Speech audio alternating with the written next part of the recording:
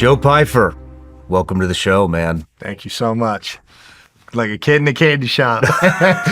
Well, I'm pumped about this. I am pumped about this.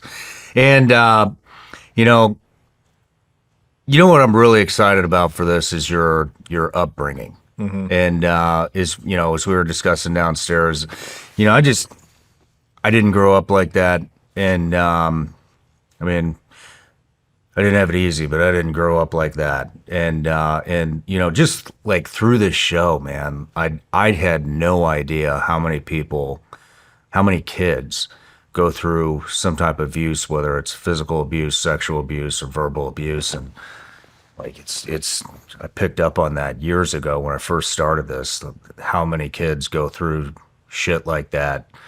And then to see people break generational curses and pull out of that. I mean, I'm not going to say it's unheard of, but the majority of people never make it out, and so to bring somebody like you on, it just, with everything that you've been through as a kid, I mean, it just brings so much hope to other children that are going through that. And it proves to them that there's a way out of that. So that's the biggest thing that I want to interview you about, and that I just commend you, for pulling through it. And I know this is gonna bring a lot of hope to a lot of people, man. So thank you for being here and giving us a window into your life. Of course, man. It's I'm an open book with it, and I think the best thing I can do is share the story, so it can inspire kids that are voiceless. And don't have a way to express or don't know how. I can only speak on my journey and what I've done with my, I guess, pain and struggle that I've turned it into, something that I can be successful at, and obviously go and provide a way for myself to live. But yeah, I mean, I think it's wildly more popular than everybody thinks. And mine's kind of average compared to the abuse cases, So I'm just fortunate that I had good people around me, and as we'll get into it, I still have those same long life friendships and the same people right next to me. So I'm excited to tell it and share it, and dive into it. Good deal. Well, everybody starts off with an introduction here. So, I know I've watched. Joe Pyfer. A UFC middleweight contender with a professional record of 14-3, UFC record of 5-1. Secured a UFC contract after a knockout performance on Dana White's Contender series after some significant setbacks. Known for your knockout power and relentless drive, earning you 3 Performance of the Night bonuses. The subject of the acclaimed documentary Journey to the UFC, directed by your longtime friend Chandler Henry, who won Best Feature-Length Documentary at the 2024 Garden State Film Festival. And got a couple other things to get through in the interview, but I read somewhere that you reject the title or the label role model. Yes. And I wanted to ask you why you reject that label, because, and here's why I'm asking, because just in our conversations downstairs and through the research of of your life story for this interview, I mean, in my opinion, that's what you are, man. You are a phenomenal athlete, and people look up to that. And, we just talked about your upbringing, and I mean, you are a fucking role model for kids. You're a role model for everybody, whether you like it or not. But more specifically, like, what matters, is what matters to me is there's just not that many athletes that people can look up to these days that are decent human beings, do the right thing, that have been through hard times. And you're one of them, man. And so I just wanted to ask you, why do you reject the title role model? I think I reject the title role model for a couple things. And I think one of them is that I'm an imperfect person, and I don't like to view myself as a role model. I'm just a guy that is passionate about what he does and wants to reach the highest level, and I want to find out what my limits are. I have no idea if I'll be a world champion. I have the belief I'll be a world champion. But I make mistakes, right? I say some things that people don't like. So I don't think I'm fit to deserve, I guess, the title of a role model. And I'm not sure if any human is really fit to be a role model, but I definitely believe I can be an inspiration. I hope I could be a little ignite like a little fire in somebody's heart to go and try, and whether it's fighting or whether it's soccer or something with school where you can go and try to reach the highest level. So I think it just bothers me being a role model because I know I'm not the best person in the world, right? But I don't steal from people, I don't hurt people for no reason, and I don't think that I've ever gone out of my way to do so. So I think an inspiration is the safest way for me to be, because I think this world is very judgmental, obviously. And yeah, I don't know. I just don't think that I'm worthy of being a role model. I think my story's inspirational, and I think my career's been inspirational. You know, just a little bit of stats that you read off is someone who's only 28 years old, who's only been in the UFC for 2.5 years. And yeah, and I think my story's inspirational, but I don't know if it's a role model type. I don't know. It is, you know, but being a role model, I mean, that is a responsibility that nobody asks for. Your fans are the ones that deem you the role model, not you. And you carry yourself very well.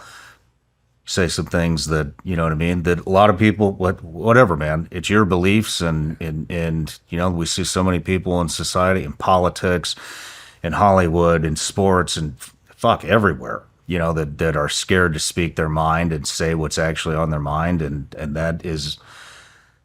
that's becoming lost on the American people. So, I mean, I think, you know, from what I know about you and what I'm about to learn, but from what I know right now, you are a great person. And well, the one thing I will say as far as the role model too is, I think the reason I say that is, if there's going to be a role model type, yeah, it's very hard. I guess the role model type would be like how I never quit. Like that could be a role model type part, but as far as just being the person, but you know, there's often when we talk about athletes as being role models, I don't think there is a lot of role models as athletes as like what we're saying, but I think it's because everybody wants all the glory and then they forget who they are. And they fall in love with this identity of I'm an athlete, or I'm somebody famous, or I'm a singer, and then they start treating people less than them. I treat everybody the same. If you give me respect, I give you respect, and if you treat me like shit, I treat you like shit. But I'm not going to go out of my way to be spiteful or anything like that. But I do have that other side of me. So we all do, I do don't have we? that other side of me. Yeah. So yeah, you know, I'm not a perfect person, and that's why I say about the role models, because I will fuck up, and you know, I will say things that people don't like that can be controversial. I've had that recently in my career. I got some funny names: Poopy Pants Pyfer, Salty Joe Pyfer, you know, all kinds of stuff. So yeah, Mexico did me dirty, man. So, but yeah, no, it's, you know, but I do think that my story is inspirational. And I think if you want to take anything and list that as a role model, you know, I would say the friendships that I have is the best thing to mimic, which is putting good people around you that, you know, aren't yes men. That don't kiss your ass just because of success or just because of spotlight, and actually care about you as a human being aside from your performances, especially in this sport. So, yeah. Man, kudos to you for figuring that out at age 28. Yeah. That is a hard lesson to learn. It is. And it doesn't come easy. It's you really got to search for it. You really have to ask questions, and you really have to have good people around you to find it. Otherwise, you get all this fame or success. Not that I have fame or success, but, you know, I would say I'm successful in my journey for my goals. And, you know, I still have goals that go deeper than just a gold belt. They're more on a human level of, you know, being a good person and having good people in my life, and achieving, you know, success with just a wealth of family around me that I didn't get to have growing up. So super excited for that. And I think the future holds a lot of cool things for me. So I'm sure it does. Hopefully I find out soon. Well, hey, I don't know what the future holds for you, but I do know in the near future. So I got you a couple gifts here. Oh, yeah. One. Oh, yeah. Probably the only reason you came out here. I tried to get this for a year. So I got to know, are these like some special gummy bears, or are these just Shawn Rhimes gummy bears? They're just gummy bears, man. There's nothing. They're legal in all 50 states. So if that tells you anything. Good. It's just candy. At least right now, they'll probably become illegal with the red dye shit, but It's all right. I'll die for these just once. right on. you. And I got you another gift, finding out that you're a gun guy down there. I got a buddy over at Sig Sauer. His name's Jason. I told him you were coming on. He wanted you to All right. present you with a little something there. All right. Let's see. Let's go. Thank you. Oh, wow.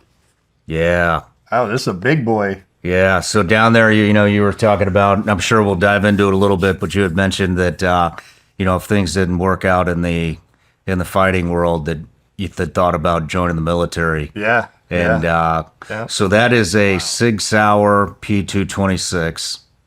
I've never even heard of this. Dude. But this thing is hefty. This That is nice. Now this I'm going to shoot. That is the primo. So when I joined the SEAL teams, the sidearm, the secondary that we carried was a Sig Sauer P226. Wow. And so they revamped it. That's the Legion model. Go ahead, pull that trigger, man. This is a 9mm? That's a 9mm. Oh, that's smooth. You got a racket. Still feels smooth though. Yeah. I mean, that's like nothing. Wow. Thank you so much. Yeah, you're welcome, Thank man. you so much. I didn't expect this. Damn. Surprise. I love it. Thank you. Thank you. Man, But- fantastic. I love it. Thank you so Perfect. much. You're gonna have to help me figure out how I'm getting it back. Oh, we got you covered. All right, we got awesome. you covered. Awesome. That's amazing. Thank you so much. You're welcome. That's a great piece, man. Another one to the collection. There you go. 31. Special one. Special one.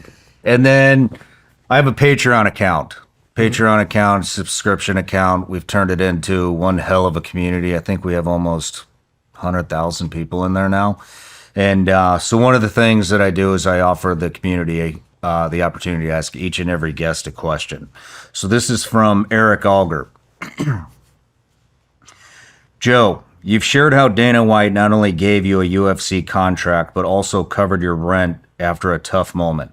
What gave you the courage to be so open about your situation back then, and how did your life shift the moment you left that meeting?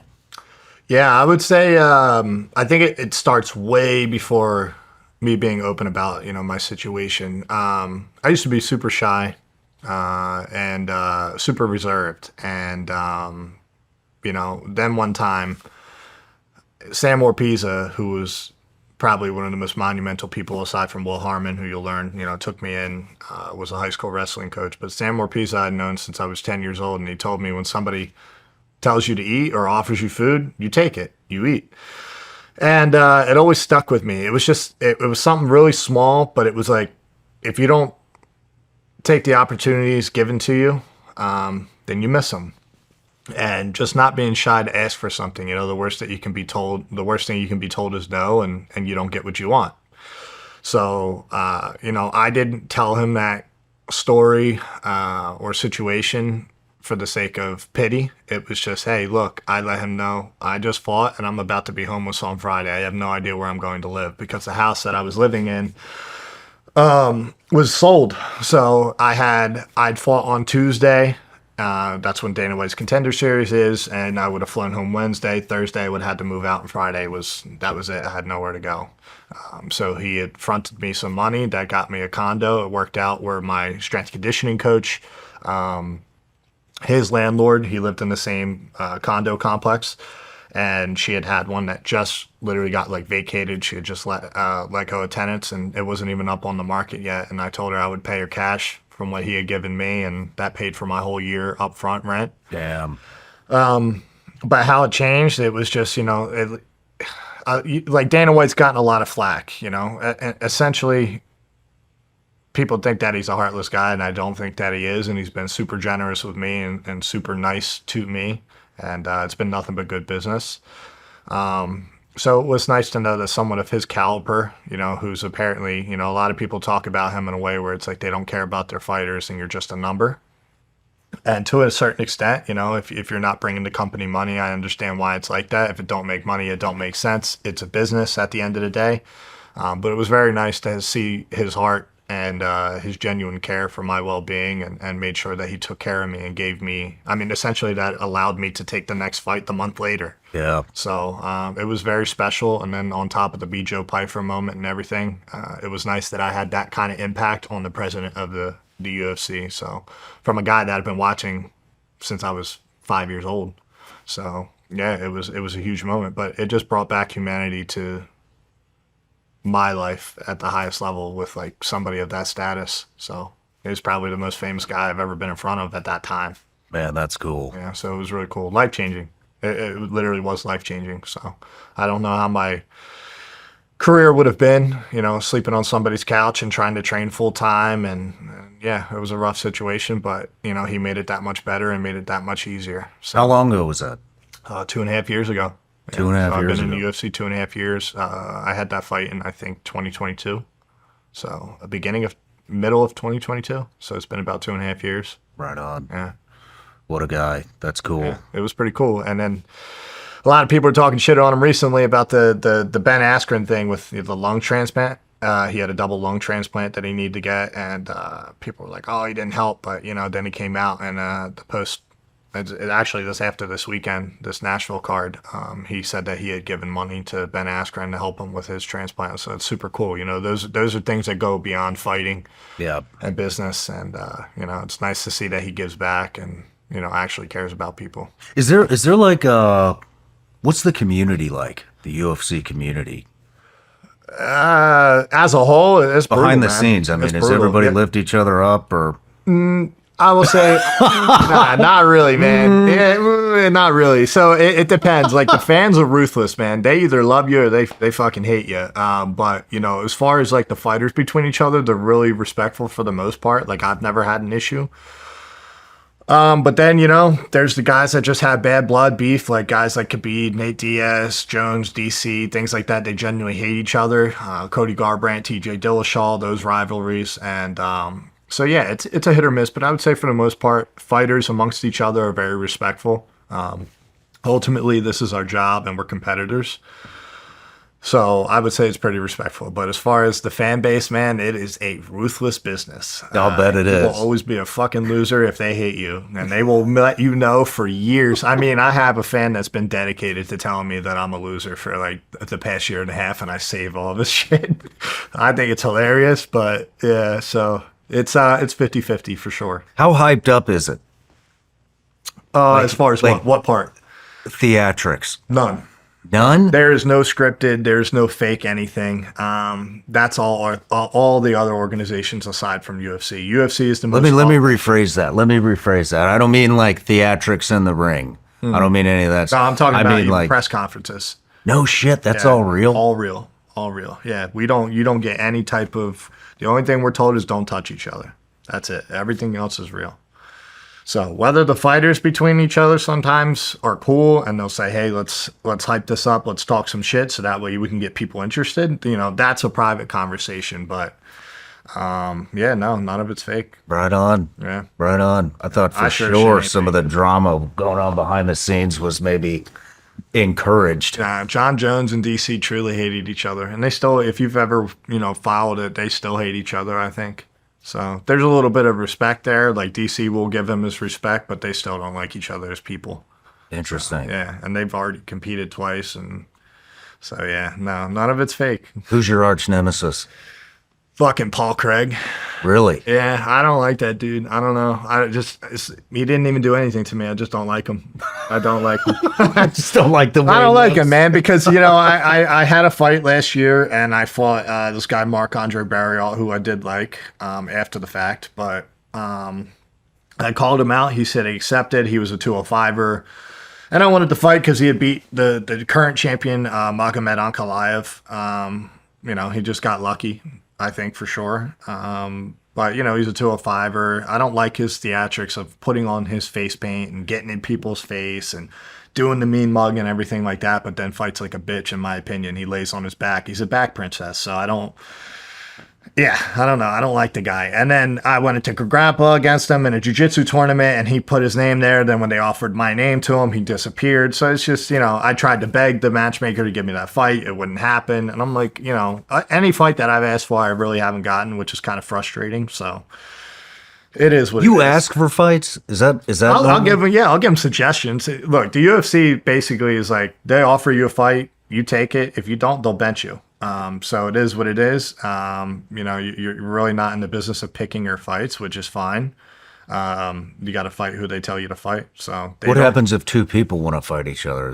Does it go farther? Not all the time. Not all the time. Like I said, me and Paul Craig, he said he accepted after I called him out after I won my fight, and then it never happened, and it was kind of just lost in the air. So I was pretty disappointed with that. When I first made my debut and I'd won my fight, I wanted to fight the guy I broke my elbow against. He was already in the UFC. He got a contract off of me breaking my arm. And I felt some type of way about that because I didn't think he deserved it. It wasn't like he made me tap. It wasn't like he was whooping my ass. It wasn't like he submitted me or, knocked me out. So I was like, how does this guy get a contract? And then he went on. He was like 1-3 in his first 4 or something like that, or 2-4 in his first 5 or 6. And yeah, they wouldn't give it to me. I actually talked to Dana White personally and was begging him for the fight because I wanted to get him back. Just because, I got some pretty bad scarring from it and I wanted to hurt that motherfucker. So, damn. Unfortunately, I've had to put it in the rearview mirror. I think I'm so far ahead of him that I'm never going to get that fight back. It is what it is. But yeah, I fucking hate Paul Craig. I think he's a bitch. Right on, man. Yeah. Well, let's move into your life story. You ready? Yeah. Where'd you grow up? So I was born in Vineland, New Jersey, small town. I lived in Pittsgrove from the time of 4 years old until 15, and one of 5 kids. I got 4 sisters, 2 older, 2 younger, and we're all blood related. And my parents were married for about 20 years before they got divorced. And yeah, so grew up in Pittsgrove. It was more of like a farmland type deal, and I loved nature, things like that. I was a pretty quiet, timid kid. My father started learning jiu-jitsu and MMA with a guy named Stephen Haig at probably around when I was about 4 years old. And then about 4.5 years old, my dad started forcing, and I don't want to say it in a bad way, but introducing me into jiu-jitsu and MMA. And then that's when I started training. And I wound up having my first jiu-jitsu tournament at 5 years old. You started at 4 years old. 4.5, yeah. Damn. 4.5. And then I started competing right before I was 6 at 5 years old. My first competition, I think, was August 3rd or August 4th of 2003. And I was born in 1996. So I would have been turning 6 that year. Wow. Yeah. I started my kid at 3. You started him at 3? Yeah, man. Even better. I wrestled. I wasn't any good, but I wrestled. And I remember in high school, I'd be like, they would come around, oh, this guy started at 5, and I'd be like, oh, fuck. Here we go. I will say I think wrestling is the greatest foundation, even over jiu-jitsu. I think wrestling, if you're going to go in combative sports, obviously, I think wrestling is the greatest. Why do you think that? I would also venture to say it's better than jiu-jitsu, even if you aren't going to be in the UFC, because it's still a team sport, but it's an individual score. So the performance is about you, but you're obviously still working with your teammates and you still have discipline, weight class, you're still trying to compete to be on the varsity team, things like that. And it just really teaches you to work as a unit, whereas jiu-jitsu is a little bit more selfish. And I think for kids, it's good to work as a team versus working individually and you constantly having all the attention, so because then you think it's always about you. So I know what wrestling did for me, and I started late, and I think I would be even more dangerous had I learned wrestling a little bit earlier than I learned jiu-jitsu. So I think wrestling is great. Teaches kids discipline, commitment, diet, health. How to lose. Yeah. They don't let you freak out. If you freak out, you lose the team points. So, and you can get sat out. Yeah. So I would definitely say that that's the greatest foundation. Going through all the information that I've looked at on you, I mean, it's I read that your first memories you think are at 1 year old. No, my first memories are about 5 years old. 5 years old. From what I was told, my first memories that were bad is that And I was told this by my mother, who has pictures, that I started getting beat at a year old. You started getting beat at a year old. Yeah. So the story behind that, and that's when the abuse starts, was from my father, who I guess beat me because I shit my diaper and wiped it on the wall.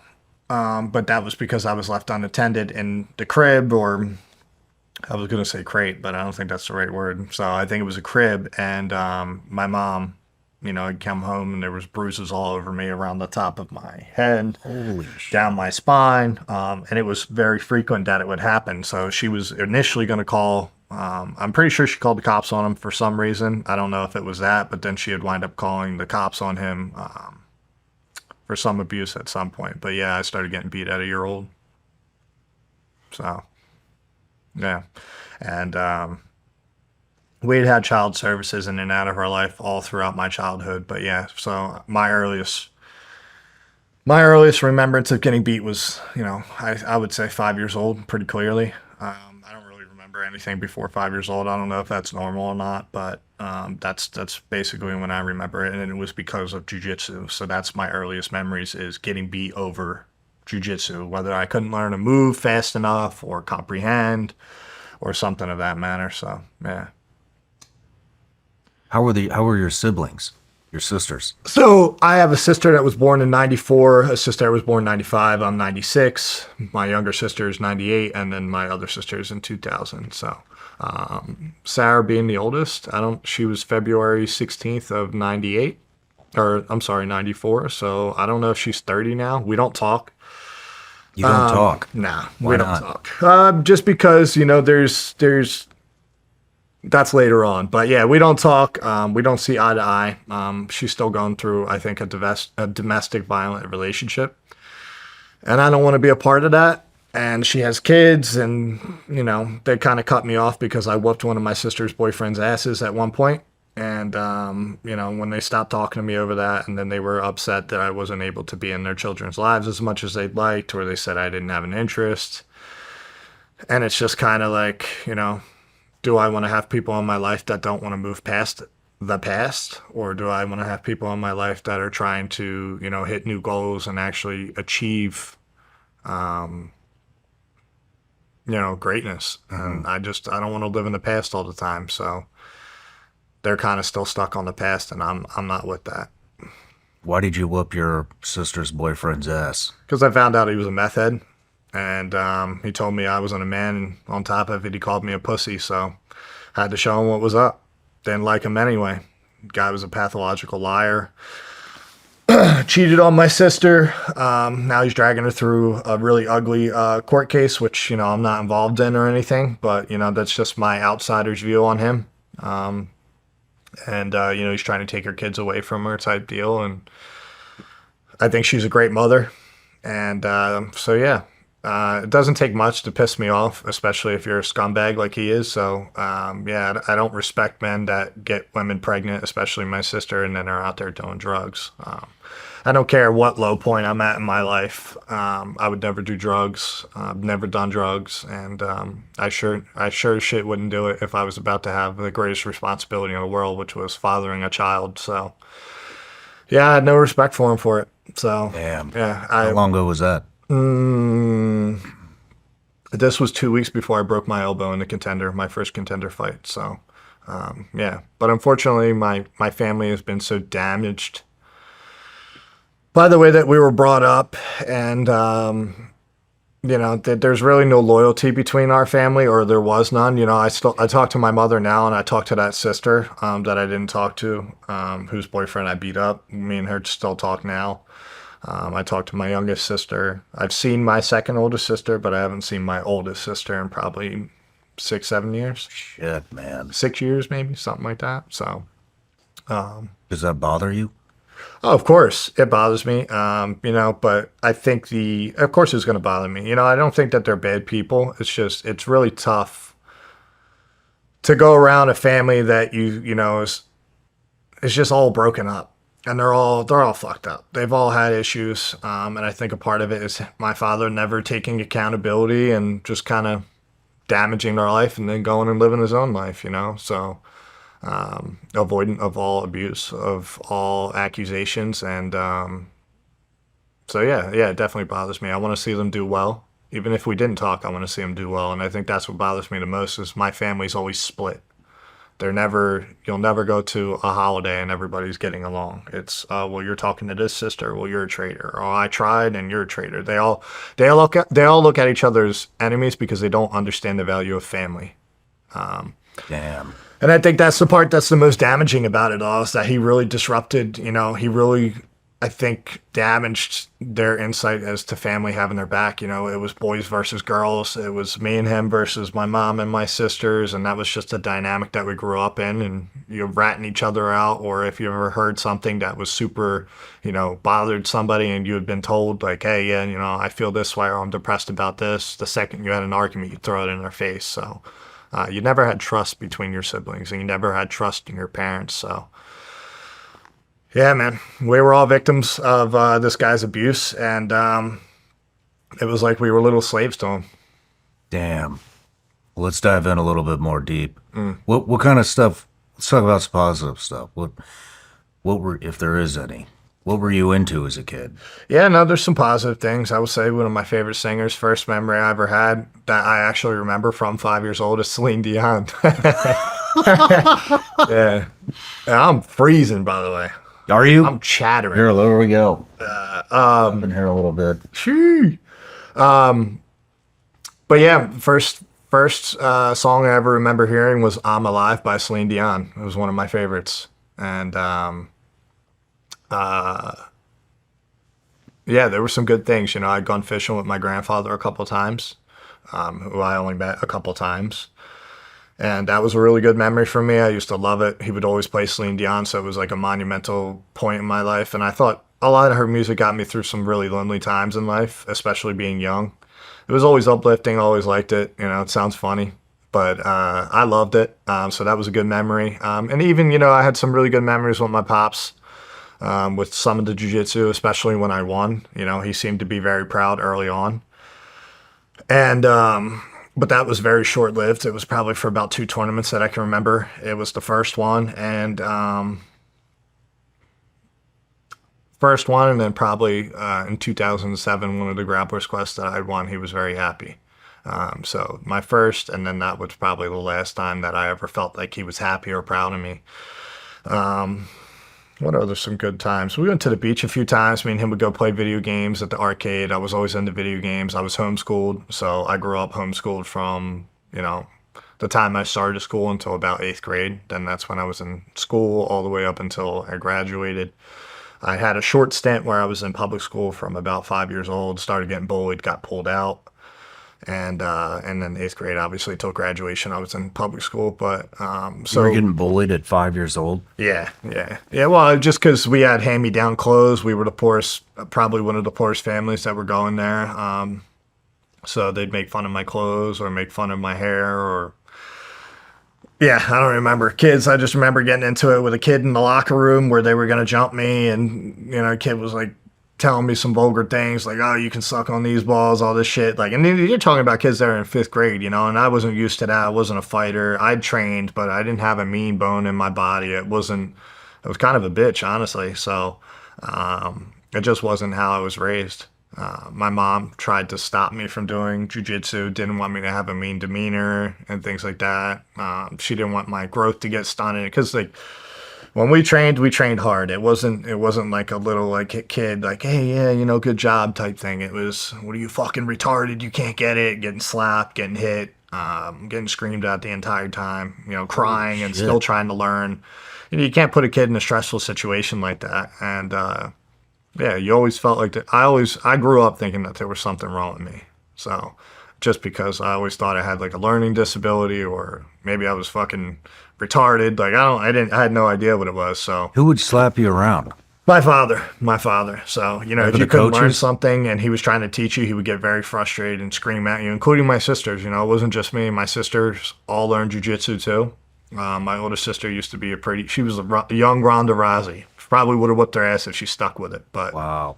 then you start hitting puberty, you become a woman, and it's just not what they're into. So it becomes uncomfortable for them, and they didn't want to do it. And he basically disowned them over it, and Holy hated their shit. guts. So, but yeah, some back to the good memories. We'd gone to the beach a couple times, and we always cherished those moments. We're kids, so it wasn't really hard to win us over with good times. My mom did her absolute best, and even though I feel like she was an absent mother as far as love with me because of my father and just the dynamic of our family, I will always respect her work ethic with holding 2 and 3 jobs, with a husband that refused to work.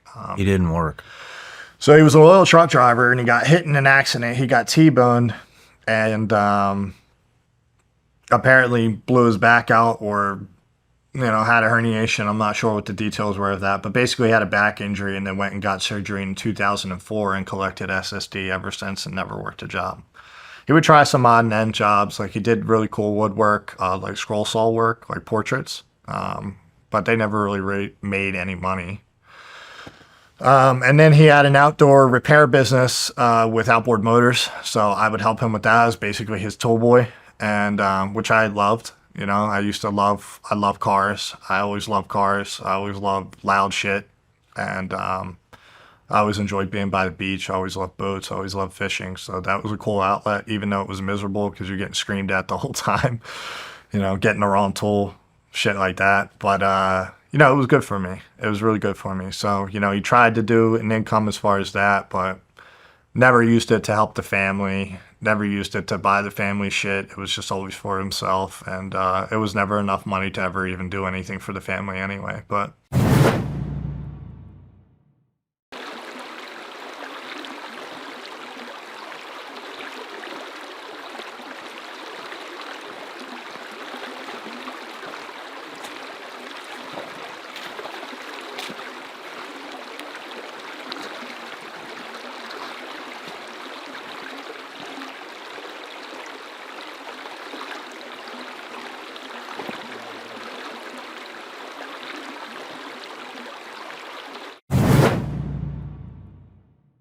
Summer's here, and if you're anything like me, you didn't spend the winter just sitting around. You stayed sharp and kept moving. And now it's time your gear caught up. And that's why I want to introduce you to Roka. I've been looking for eyewear that can handle any situation with performance and style. And let me tell you, these aren't your average shades. I've tested them in the real world from shooting to fishing to off-roading, and they hold up. They're lightweight, don't slide around on my face, and can take a hit without falling apart. And the best part, they look good. They're clean and modern, no frills here, just premium eyewear that performs without compromise. That's something that I respect, and that's also why every time I head out the door, I reach for my Roka shades. Roka's based in Austin, Texas, American designed, no cut corners. The optics are crystal clear, cut through glare, and the fit stays comfortable all day long. Need a prescription? They've got you covered with both sunglasses and eyeglasses. Not only does Roka have awesome shades, they also have these that protect you against blue light. I wear these every night when I'm winding down for the day, and I still got to look at my phone or my laptop or my iPad. It just helps you wind down and get ready for bed. They are a one-stop shop for eyewear that's built to handle whatever life throws at you. Roka is the real deal. Ready to upgrade your eyewear? Check them out for yourself at roka.com and use code SRS for 20% off site-wide at checkout. That's ROKA.com. There are a lot of choices out there when it comes to cell phone service, and it feels like more are popping up all the time. But Patriot Mobile isn't just another option. They're different.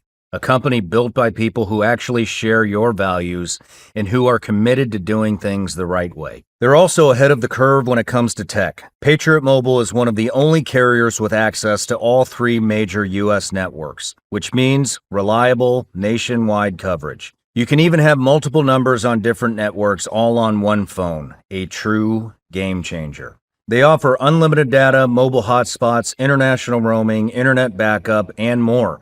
Everything you'd expect from a top-tier carrier. And switching couldn't be easier. Activate in minutes from home. Keep your number, keep your phone, or upgrade if you want to. Go to patriotmobile.com/SRS or call 972-PATRIOT. And don't forget to use promo code SRS for a free month of service. That's patriotmobile.com/SRS or call 972-PATRIOT.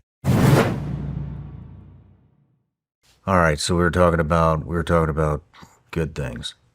Good things, yeah. Another good memory was obviously, winning a couple of tournaments, like I had said, but those were good memories. Video games were good memories to a certain extent, but everything that was good wound up becoming super abusive.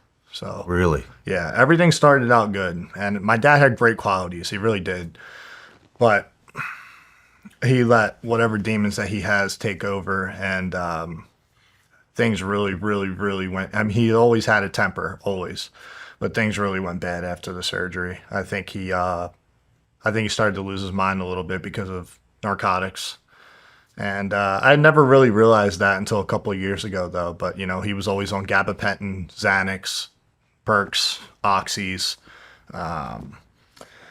What's the other one? I don't remember. But, and he would always drink a Yingling or 2 Yinglings with it, And that shit makes you very thin-tempered. What do you mean started out good? I mean, we just talked about at age 1. Yeah, I think when I say started out good is like first tournament, super proud, super happy. I won. I submitted everybody. 5 years old. Great memory, one of my greatest memories in competition. It's what started everything. It's you what remember started that? the love. I remember that, yeah, very well. I'm pretty sure I leg locked a kid and I armbarred a kid, and I think I leg locked another kid, or maybe I think I armbar, guillotine, and leg lock. So it was a very good memory for me. I got to see Ken Shamrock down there, which was one of my favorite fighters as I was young. It was one of the first people I remember watching, him and his brother Frank Shamrock, who was pancration. And he was proud. And same thing with like video games. It used to be fun, and then it got really bad. I got one of the worst beatings of my life over a video game in the end. Why? For a fucking video game? Because I was fucking good at video games, and I was co-op playing with him, and I was stealing his kills. Sounds so fucking stupid. Serious? Sounds so stupid, brother, but sorry, I'm fucking nice at video games. You remember that? Yeah, oh, of course. Well, that last beating I was 15, 16. I was 15 going on 16, and it was right before, it was one of the last beatings I got before I ran away. So, started out good, ended bad. Competition started out good, and then if my dad's the kind of guy where if he's not in absolute control and he's not in the spotlight and I don't give all glory to him, you're dead to him. So that's how it changed. The first competition, he was just happy. And I think he had good intentions. And I will always be grateful for his introduction into the sport. It's how I know what it is. It's how I've gone to, do what I've done because of his introduction. But I will say this. He gave me tools he never thought I would go and build a house with. So he gave me the tools, and that's it. And then other people gave me the blueprint, and I've gone and built the house. So that's the best way to look at this story. And yeah, like I said, competition used to be good, turned bad. What? So yeah. I mean, when you say your first memory is getting your ass kicked by your dad, I mean, could you be descriptive? What was that about? I remember we were wrestling in the living room. It's also the memory of when I first remember hearing Celine Dion, and he had a stereo, and we were wrestling, and I guess I choked him a little too hard. At 5 years old. 5 years old? At 5 years old. He basically let me take his back, and I put a choke on him, and I remember squeezing it too hard, I guess for his liking, at 5 years old, and he wound up flipping me over and slamming me right on my head, basically like a DDT. The way I landed straight up on my head, and then he kicked me. And that was the first beating into into jiu-jitsu that I remember. So I'd been slapped a ton of times, numerous times, brother, more than I could count. Overlearning, or overlearning something slow. I used to get beat if I took too long with our homeschool curriculum just to do a phonics page, which was English for homeschool curriculum. I mean, he would beat your ass bad, split your skin bad. So sister's got the same type of abuse, but I've been hit with a jump rope by him. which was probably the worst. I've been hit with the metal end of a fly swatter. I've been hit with spoons. Yeah, I've been hit with a lot. So, yeah. And it was almost like he took pleasure. That's the one thing that bothers me about that dude is he took pleasure in it. The louder you screamed, it was almost like it fed the rage that he had. Like almost if you've like, which kind of like what I have with fighting. If I hit somebody and I'll knock them out, I'm gonna keep hitting them. It's like that. It's like that. It's like fuel to the fire. I don't know. It's a very weird thing. I think he thought like he was the man by doing it, and yeah, it was a little bit disturbing because it's almost like he wanted an excuse to hit us or punish us. We used to get put in the corner, and I'm talking about all of us, not just me. I got it double time because I was the boy. But, I mean, our punishments would be standing in the corner too, but we'd be standing in the fucking corner for 3+ hours. So, yeah. Damn. So that was my first memory of getting beat that I remember. Let's walk through like a daily routine in your life as a kid. Wake up, make myself eggs. He would wake me up at like 7 a.m., which, you know, isn't crazy. Sometimes 6 a.m.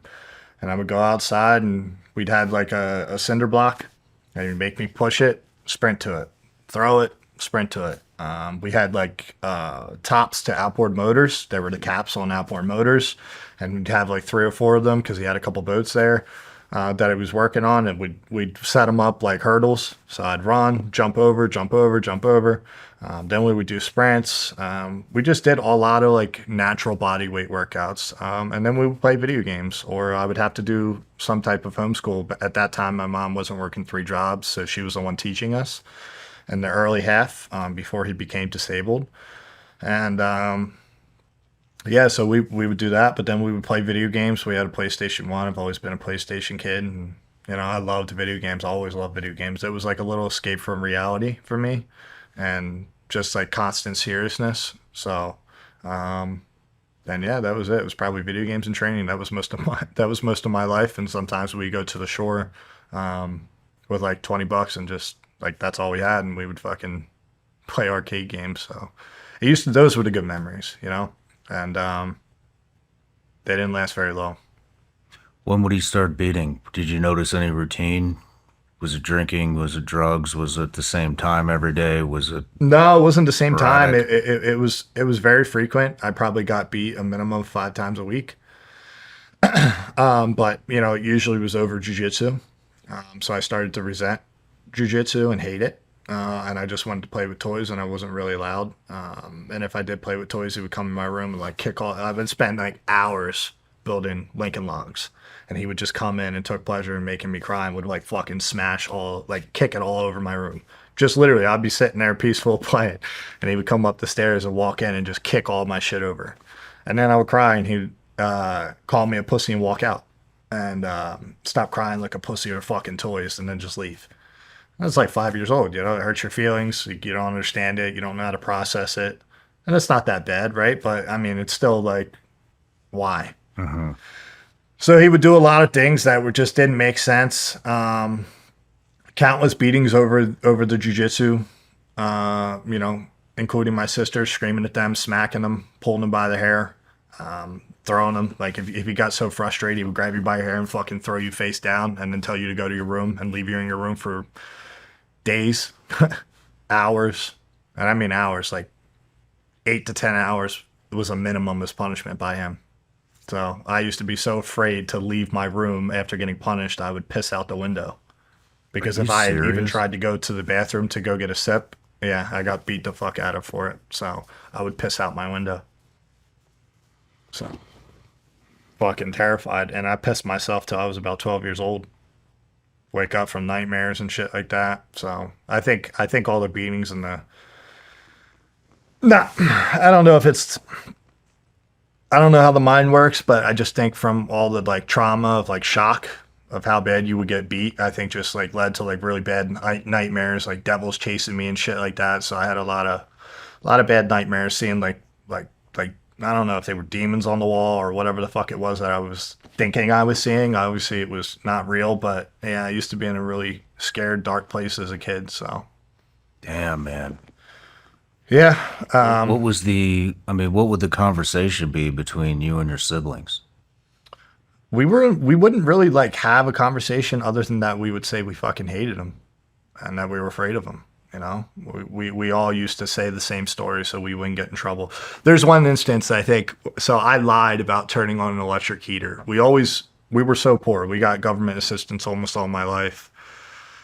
And, you know, after my dad had became disabled, like it was even harder, you know, and then our mom was never there to protect us from him because she was working. So that was when shit became scary because it's like, what are we going to do? Like, how are we going to fucking avoid this guy? We couldn't even take a fucking spelling bee.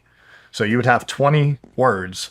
This is part of homeschool curriculum. And you would write the 20 words on a, you know, lined piece of paper. And then you had in your homeschool book, you would, you know, spell the word. You would write the word. He'll read you the word and then you have to write the word. It was part of spelling. I mean, asking this guy just to take a fucking spelling bee was one of the scariest fucking build up the moment of courage parts of your life. Because the guy was so fucking aggressive. What the fuck you bothering me for? Get the fuck out of here. Don't you see I'm fucking doing something? Like, get the fuck out of my face. So, like, we were afraid to learn. But our mom's at work, so how the fuck are we supposed to learn? And, you know, he would just sit there on his computer and fucking watch fight videos all day and talk to his friends and play video games or fucking, yeah. So it was a little bit scary. Did you guys stand up for each other at all? So unfortunately, no, but, yeah, so no, it was really like the girls really tag teamed me a lot. So I used to hate their guts because anytime there was a beating that was about to get served, they would all rat me out, or all blame me just because it was easy. And they didn't know any better. You know, it was just kind of what they were taught. It's what we were taught. And, you know, I was the boy, so I could handle it. But, yeah, I mean, my sisters used to be little mean people at one time. You know, I would get my ass beat and they'd walk by and smile at me and think it was funny. And I'm sitting there crying and, you know, screaming or whatever. And he used to do the most humiliating shit where you'd have to pull your pants down. And they're all sitting in the living room and you'd make them all sit in the living room and then fucking beat your ass bare naked in front of all of them, which was very humiliating. You know, you got 4 fucking sisters. I'm pulling my ass out in front of them just so you can beat me. And he would beat you till you cried, until you screamed. And that's how you would get split skin and shit like that. I'd hit you bare ass. Over the dumbest shit, man. Over the dumbest shit. I couldn't even tell you, like, necessarily too many specific ones of, like, why he would do it. But, you know, it's not like we cursed. We were a Christian family. We went to church every Sunday, so we didn't curse. We didn't use foul language. But, yeah, so it was a little bit, you definitely hold some resentment and anger for a guy after that. But as a child, you have unconditional love for your parents. You know, I thought he was some great fighter. You know, he came from Kensington, Philadelphia. He had an abusive life. He had fucked up parents.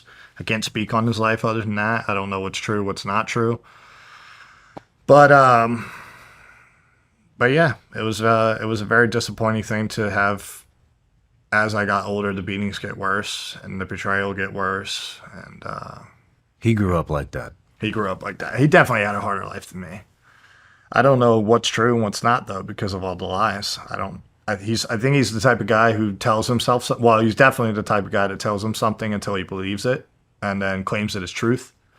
And that's just a little bit, I don't know if that's a little bit narcissist or psychopath or whatever it is. I'm not a psychologist, but, yeah, man, he's told some wild stories that literally are not true that I'll give you an example with. But the one example I wanted to give you is that we had no heat. So we lived in a farmhouse that you had to use oil for heat and we couldn't afford it. It was a couple $100. I think it was like $450 every time you would fill it. It would last like a month and a half, 2 months.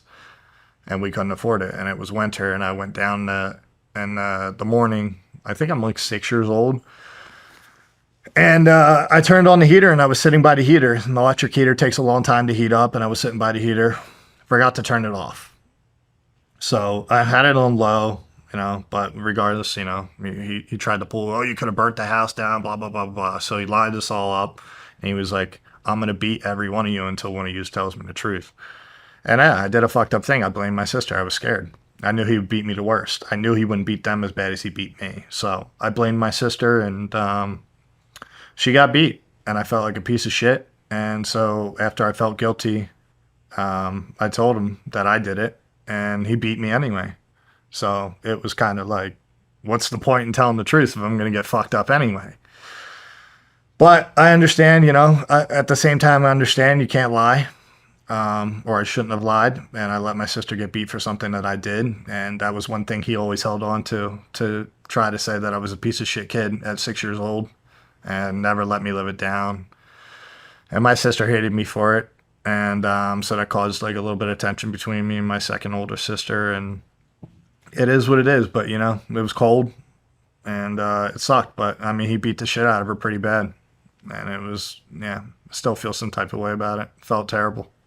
So that was one situation with the girls, but there's many. He's grabbed my older sister by her neck, literally off her feet, and slammed her head into, we had horsehair drywall, I guess, because it was a farmhouse, and he's literally put her whole head through the wall. He strangled them, ripped their hair, stomped them. Same thing as me. Strangled my mother, hit my mother in front of us numerous times. I'm surprised he never went to jail. He did get locked up once, but I don't remember. I was too young to remember what the charge was for, whether it was domestic violence or whatnot. So, Why would he beat your mom? Arguments. Couldn't win an argument, or the argument went on too long. One instance was my mom comes in, wasn't even confrontational, and she has her cereal, and she sits on the couch and she goes, "So, since when do you watch hockey?" He gave her the death stare, made no sense, gets up, walks over, and literally grabs her by her throat, and she's holding her bowl of cereal out so she doesn't spill it on the couch. She doesn't like making a mess. So he grabs her by her neck, and she's just waiting there, and you see her turning purple. She's turning purple, and he's like fucking holding her still. And then all of us kids start screaming and freaking out until she finally has to drop her bowl of cereal and start fighting him. She starts to fight him, and he fucking drops her with a body shot. We thought he killed her. I mean, floored her, and all of us kids started like trying to pull him off, and she's laying there like winded. And we all hated him for it. So that was one instance. He picked up a hammer. He had punched her a bunch of times in front of us, slapped her a bunch of times in front of us. He was just a violent dude, man. And I don't think there was a huge mood change. Like, I feel like he was a little bit resentful, or remorseful before 2004, but after that, I mean, once he was on narcotics every day, I mean, he was dependent on these things. Like, he couldn't go without. But the crazy thing is, when he got the surgery, they finished his surgery. He had a fusion, so they put like a titanium cage in his back. And it's just the wildest thing, because they finished his surgery in double the time that it takes to do that surgery. I think it was like 4 hours, and they finished in 2, because he was an in-shape guy. So I learned this from my mom, because I was still a little bit too young to comprehend all of it. But, he has a successful surgery, and then he starts claiming that he has all this pain and all this shit. And he goes in and he's trying to sue the guy and saying that the guy ruined his life and all this crap. But when they did MRIs and they did x-rays and they were doing it, there was no inflammation, there was no fluid. And they were telling him, like, dude, we don't understand. We understand what you're saying, but we don't see any source for your pain that you're describing. Like, it doesn't exist. So we don't know what you're trying to do. And he didn't become successful with the lawsuit or anything, but he did get SSD off of that. And I think that's just what he wanted. I don't think he wanted to work. And he claimed to be disabled, right, and all this pain. But anytime he wanted to hop up and fuck you up because you pissed him off, it was like he wasn't hurt at all. But he could still do jiu-jitsu. He could still box. And it didn't make any sense, man. So it just, I mean, I've had surgery. And I've tried to take, I think they gave me Oxy or a perk, and I've tried one, I think it was an Oxy or a perk, don't remember, and I fucking vomited. I threw up, couldn't take it. And, but I will say I felt very agitated after taking it. So I can imagine if that's what you're on all the time, it suppresses emotions or agitates you, and that's what you're on and you're dependent on I think he was an addict. It's the only way to say it. You're an addict. Mm-hmm. And you would drink with it. And he used to fucking brag about how you could take Vicodins, like 4 Vicodin, and drink 2 beers and still drive home, and with us in the car. So damn. What would snap him out of it? Out of what? Out of his rage. Nothing. You couldn't stop that dude. when he wanted to be that way, that's how he was. Nothing would snap. I think fear of going to jail would be the only thing that would snap him out of it. My mom would threaten to call the cops and put him in jail, and then that's when he would like get even more violent verbally. But you could tell he was afraid to go to jail. He's a real big tough guy against people that couldn't fight back. That's always been him. He somehow always seemed to pick the right people to fuck with that he knew couldn't whoop his ass. But his biggest claim to fame is that he was 115-4. And the crazy thing about that is, you know, I'm Joseph Oliver Pyfer V.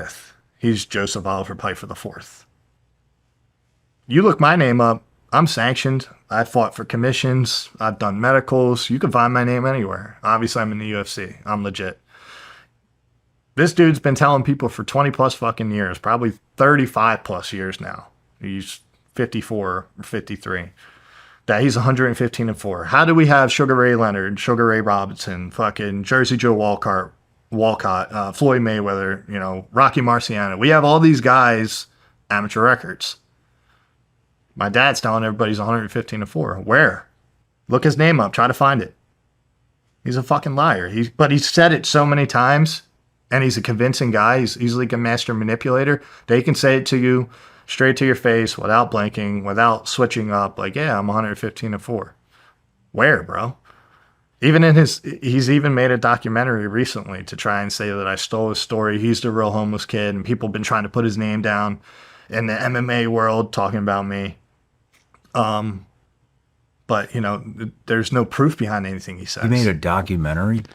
Yeah, so he's made a whole documentary. He was even trying to make another one. He made a documentary basically saying that his son stole his story, being me, and I did it to get clout and attention and sympathy from people. Where is this documentary? YouTube. And he's got 50,000 views off my name. So, but if you look at the documentary and you watch the documentary, there's nothing that addresses the allegations of me saying that he abused my mother. There's nothing that addresses the abuse of his daughters. And one thing that stands true, what he doesn't realize, is there's 6 fucking people that say the same thing. And he completely acts like they don't exist. The same way that, you know, it's been 12 or 14 years since, I don't remember exact years, but, you know, it's been 12 to 14 years that he left my mother and moved in with another fucking reject that now divorced him. But I think she's a piece of shit too, because she stood there and watched me get beat worse than I ever got beat in my life and didn't do a fucking thing about it. So I don't like that fucking lady, but I still have like anger for that woman. But yeah. Why do you think? So he left your mom didn't leave him? Yeah, so the whole story is, you know, obviously all the things between me and him. When I was 15, he was already cheating on my mother with a girl that liked me in high school's mom. And my mom and my 4 sisters left me and my father.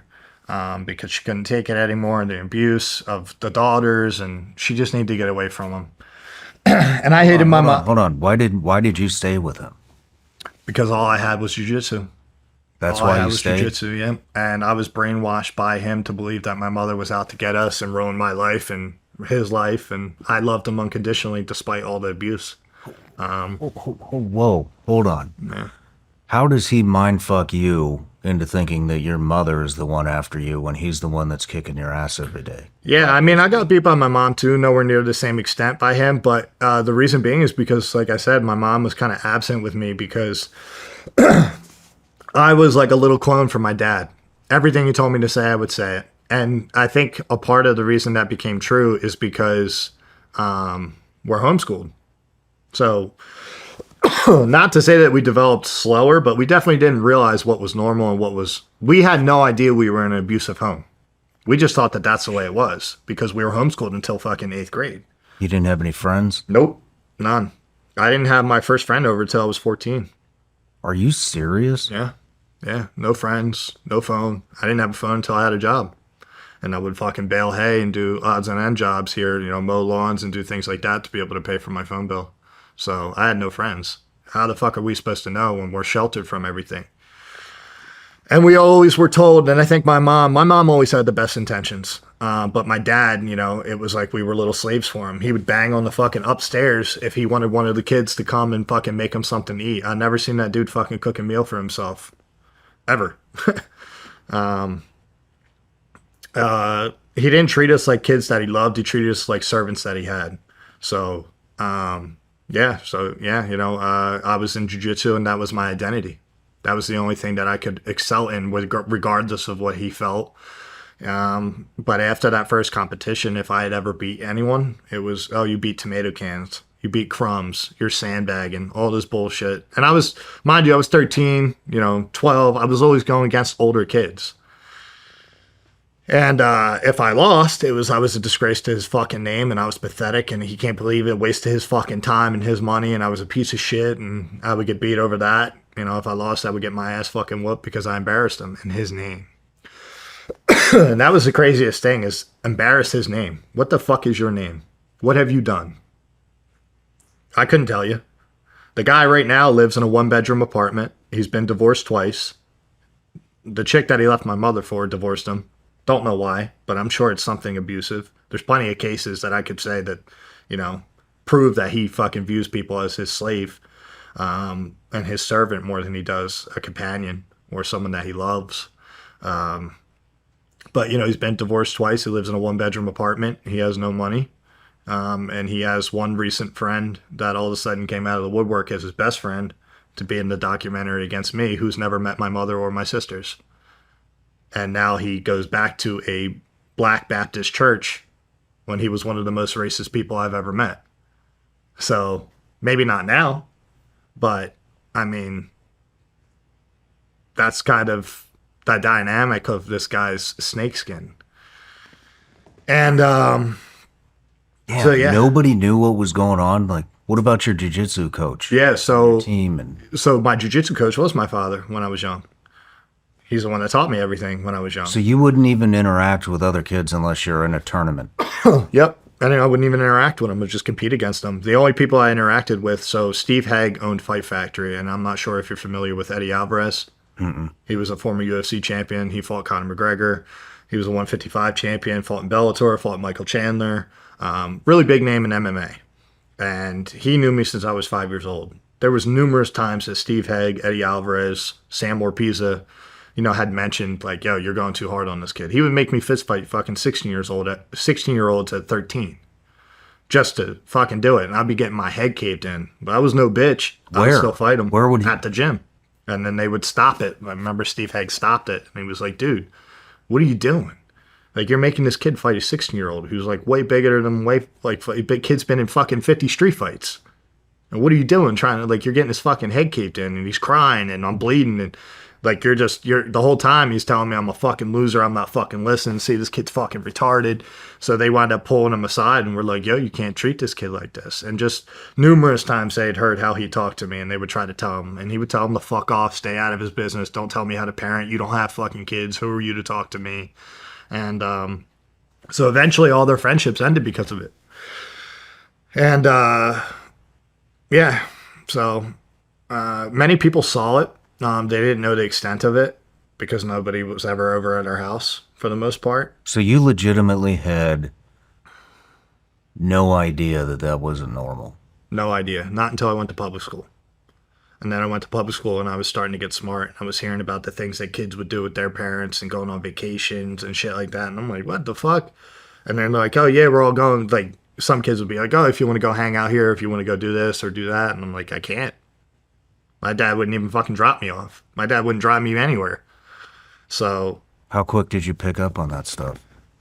I don't think very fast. I mean, I would say, well, not slow either, but I would say by the end of my 8th grade year, my first year in public school, my first full year in public school, I was like, this shit is not fucking normal. And then until like my sophomore year, I really realized like how sheltered we were and how good, some parents were and involved they were.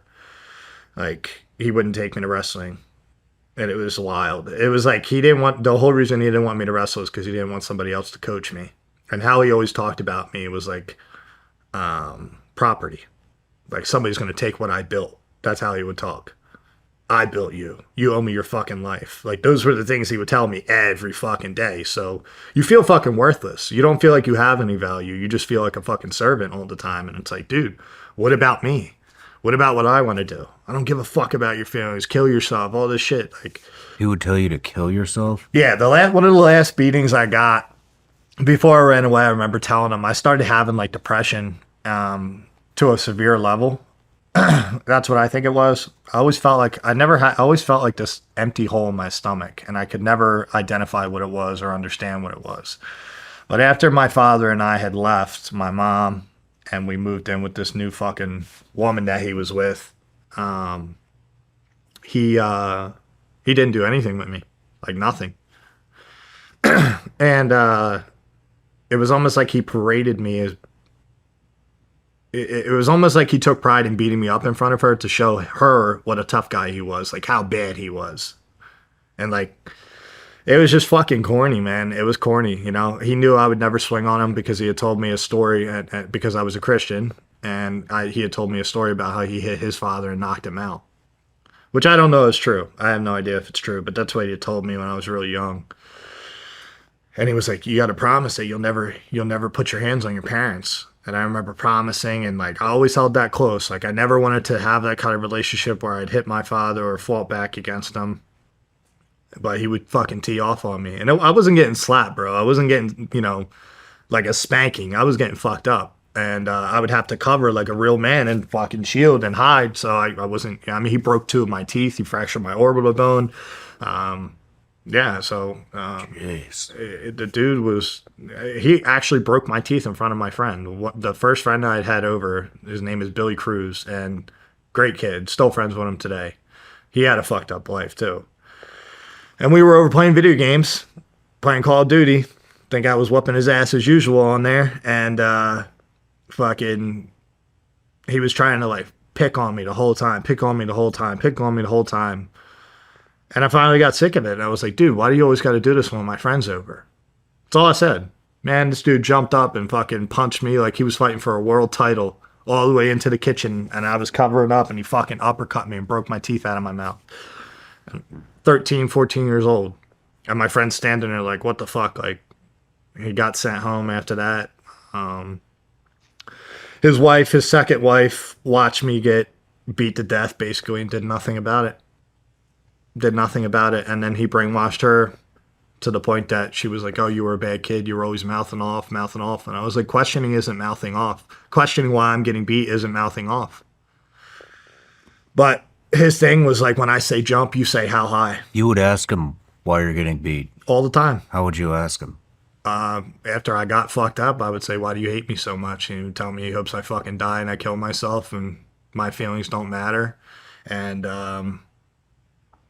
yeah, that was pretty much the premise of it. So he would never give me an explanation. It was just a rage. You could tell. He had like the crazy eyes, man. He was one of them guys that has the crazy eyes. And I really started to fucking hate him. So then I really started contemplating killing the motherfucker in his sleep or killing myself. And that's when I had to get the fuck out of there. So, but he left my mom to lead up to that part. He left my mom and was already cheating on her. He had cheated on her already. But then he was talking to this lady, and he moved in with her. And she had already had 2 of her own kids, and basically there was like fucking 4 or 5 of us in a 2-bedroom apartment. And the whole situation was fucked up. And yeah, I mean, he did nothing with me. He told me if I joined the wrestling team, I can fucking walk to school. So that's where Will Harmon came into play, who was my wrestling coach, who would pick me up in the morning and drop me off. Sometimes I'd walk to school. If I ever missed the bus, when I was living with him, I had to walk to school a couple miles in the winter. So it is what it is. I'm appreciative of Will Harmon. I think he saved my life in a dark place. He was the only person who looked at me and actually gave a fuck about me and said, yeah, I think you can do it. I think you can be a great wrestler. I think you can be an MMA fighter. I think Joe Pyfer can do whatever the fuck he puts his mind to. And he was the first person in my life that ever really made me feel like that. Like, man, somebody actually believes in me and cares about me because I'm just me, not because I am. Sam Orpiza, he tried to cut me off from jiu-jitsu at 15 years old. I started submitting that motherfucker when I was 16. And so I think it started fucking with his head, like, this kid's starting to get strong. This kid's starting to, like, I could manhandle him a little bit on the ground. And so I think that's why the beatings got worse. I think he was literally trying to beat me into submission and like being a coward and just always being under his thumb and never leaving him. I think that was his biggest fear, was once he realized I started excelling and getting in shape and really started loving it for myself from the time of 13 years old on, it was my way of like rebelling against him. You know, Jeez, dude. I was like, fuck you, I'll start doing this for me. And I remember telling him that one time, I'm not competing for you anymore. I'm competing for me. And I remember seeing like grit his teeth, like pissed off, like if he could have killed me, he would have. And the amount of times that this man has threatened to shoot me is fucking crazy. Crazy. He would threaten to shoot you? All the time. All the time. All the time. And thank God when I lived with him, he didn't have a gun. But then his fucking wife had a gun, a couple guns. And he made sure to tell me he had them. He threatened to kill my coach, my high school coach in a Wawa, or threatened to beat his ass. I don't remember which one. He either threatened to kill him or threatened to beat his ass. But he was like, you're the one helping my kid. And he was like, yeah. He's like, yeah, I should fuck you up or something like that, or I should fucking kill you. And it was like, for what? Because he's being the father role that you wouldn't be, you know, because he gives a fuck and you don't. And, you know, but I think my biggest gripe with that guy is the lack of remorse and the lack of accountability. He's not a man. Men take accountability. Men face, you know, they face the choir and they say, hey, I fucked up. Never has he ever done that. And anytime, the worst part after I had left was that he made fun of the fact that I was sleeping in a park. Mind you, I slept in a park for less than 2 weeks. And I joined the wrestling team, so I would shower there. I got one free meal from school. Hold on. Whoa, let's go back. So, one thing that is on my mind is you know, you had just said that you had thought about either killing yourself or your father. So, I mean, what were those thoughts like? Yeah, man. So which one were you leaning towards the most? Killing myself. Yeah. How were you gonna do it? The only thing that ever came to mind, because it was the only thing I had access to, was cutting my throat. How old? I was 15. 15 years old? Yeah, You're so thinking about slitting your own fucking throat. yeah, or his. Yourself. Or his. I got tired of it, man. You know, I got tired of expressing myself, and I got tired of feeling that feeling of like worthlessness. I felt like I had no value in life. I felt like I was just breathing air.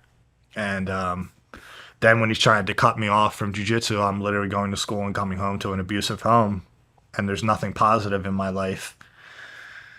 And he made it clear to let him know how much he fucking hated me, and I should have stayed with your fucking mom. If I was with my mom, I probably would have been put in juvie, which was probably true at that point with our relationship. She had threatened to put me away in a home. But I also hated my mom's guts because it's what I was convinced to do. And I started cursing at my mom, you know, before we had left, you know, tell her to fuck off. And one of the worst things for me that I still feel bad about with my mom is lying about where my dad was when he was cheating on her, because I was given that responsibility to not tell. I know. Yeah. You knew. So when she left, there was one instance, he took advantage that I love video games, and it was the only thing I had. I didn't have friends come over all the time, you know what I mean? It's not like I had a cell phone, unless I had like a little phone, but I had like two people's numbers, his and like one friend. And one time it was like 2 a.m. and he fucking leaves. This is actually a great part to tell. So my mom's living with one of her friends on a farm with my 4 sisters, and they're living in like, it basically was a shithole, and they were all sleeping in her living room on fucking couches and like blow up mattresses and stuff. So it's not like they had the comfort of like living in a nice house. They were living in a shitty situation, but they were just happy to be away from him. And I wasn't. I was stuck with him, and we lived off, she was gone for about 6 months, and me and my father lived on instant oatmeal for breakfast, lunch, and dinner, besides the free lunch that I would get sometimes from the school. And electric got shut off at one point. And one of my black friends named Scott Roseborough, his grandmother had fronted us money so we could stay there because we were going to get evicted. And then our electric got shut off, and she paid that. All for him in the end. You know, short story, all for him in the end to call him a racial slur, which you know what that means, and never pay her back. So he ruined my friendship with her. I was still close with, you know, my friend Scott, but, you know, we lost connection over the years just because I think things just got awkward. But yeah, so at like 2 a.m. he goes and leaves to go bang this woman who was cheating on her husband as well. And they fuck in the car. And only time he let me play fucking video games is when he was going out to do something fucked up. And then when he was with this woman that he wound up moving at. But wait, before I jump onto that, so he goes and he does that thing. The lady's husband winds up finding out. I don't know if it was days later or weeks later or whatever, because they were fucking around for a little while. And I wasn't talking to my mom at all when she had left. So the guy finds out and comes to the house, says he's going to kill me and him. And he's an older dude. He couldn't fight. Dude was a bitch. But shows up, banging on the door. And my dad, the coward that he is, fucking hides in the other room and tells me if he walks in, hit him with this. And he had a wooden bat, like a wooden staff. And it had like fucking, I don't know if it was electrical tape or something. But basically he had a wooden bat. So I stood behind the door. And if he was going to walk in, I was going to crack that motherfucker right in his head. And thank God he didn't come in the house. But my dad was in the fucking dining room hiding like a little bitch and was ready to let me take the downfall for something he did. Holy shit. But it shows the type of coward he is. How old were you when that happened? 15. Jeez. 15, just turned 15. So, and, you know, what's fucked up about that situation is the girl had spent her sweet 16 money on me and brought us Thanksgiving dinner. And so it was just a really dark time. That was the first part where I remember feeling like I was always like sad and felt alone. I always felt like a voiceless kid, where I didn't know how to express myself because I couldn't talk to anybody. I couldn't confide in my sisters because they didn't know any better. We're all taught the same thing, which is fucking telling each other. And the second you get in a fight, throw something that's hurtful in their face, and we would cut deep. So I wouldn't tell anybody anything, but that was the first time where I just really started feeling like depressed, and I'm like, what the fuck is wrong with me? I didn't know it was depression. I didn't know what it was. I had never learned what emotions were and didn't know how to process it, and it was just like, what the fuck is going on in my life? And so that was that situation. Then my mother moves back, and they try to figure things out. And he's How did you feel about your mom coming back? I missed her. You did. Regardless of how I hated her or thought I hated her, I missed her. It felt like a part of me died when she left, and just felt very empty. I mean, we would blanket off when she was gone. We were so broke because he would only make like $800 a month. We would blanket off the living room and get a propane torch and a propane tank, and that's how we'd heat the living room and fucking eat instant oatmeal for about 6 months. We would boil water just to have hot water because we didn't have propane. Couldn't afford to do it. Didn't have oil to heat the house. So I would boil. It would take fucking 2 hours to boil water just to have a warm bath. And by the time you fucking did all that, the water's warm. And it's fucking like 39 degrees in your fucking house where you can't even sleep in your room. You have to sleep on the couch. So yeah, and I'm still going to school and things like that. Came home, the electric was off. It was just fucking dark. It sucked. I had my first Thanksgiving without my mom. And that's where like music was such a big help in my life. And this guy seemed to be fucking thriving because he was getting pussy. So then my mom came back and he was still cheating on her. And I remember my mom crying because they were supposed to be working things out. And she was crying and begging and asking me to tell her the truth. And I was like, hey, he's at the gym training. And she knew that wasn't true. But I just remember her crying, and I just kept a straight face and kept playing video games and refused to like answer her question because I thought if I had said something, I was fucking putting me and him in a jeopardizing situation. And that's one thing that still bothers me because I know how hurtful that is. Having gone through my own relationships and failures. And so yeah, that sucked. So then we fucking move. He leaves her. We move into an apartment. And after the divorce and everything with my mom and stuff, I had testified that I never wanted to see her again, which would stick until I was about 18. Because I thought she fucking hated our guts and was going to take money from us and we were broke and all this shit. But I was really just brainwashed, man, so it sucked. I didn't have any contact with her. And, you know, then this lady kind of tried to like force this role of like a mom, and he tried to say that, you know, your mom doesn't even give a fuck about you. That's why she doesn't want to fucking see you and all this. And she's the one that got you into school. He acted like because they put me in public school, which you're supposed to fucking do, that this was like my new mom. And I had to treat her that way. And I was like, fuck out of here. I got a mom. So I never adopted her as my mom. I never fucking liked the woman. Always thought she was fucking on the spectrum, in my opinion. So, and yeah, I hated her guts. And every time she had an autistic daughter, and she would basically go in and touch my family photos that I had taken, and I would get really upset and be like, get the fuck off my shit. And he would come back and beat me the fuck up over that. So the fact that he beat me up over another woman's daughter who was touching my fucking belongings that weren't hers, regardless of your special needs, stay the fuck off my shit. And, you know, one time she was like, yeah, I don't mean to, like, the daughter, she was like, I don't mean to, you know, talk about your family or nothing, but your mom sounds like a complete fucking bitch. I was like, bro, you can't even fucking feed yourself. Shut the fuck up. I remember, like, snapping out. And he beat the fuck out of me for that. Oh, man, he couldn't wait to do it. I mean, this dude rushed home to beat me up. Whatever he was doing, he rushed home to stop my fucking head. Beat the fuck out of me for it. And then goes in there, and next thing you know, I hear him fucking his fucking girl. So, he's a lucky man, bro. He's a lucky man. And he's still out there till this day trying to fuck with me.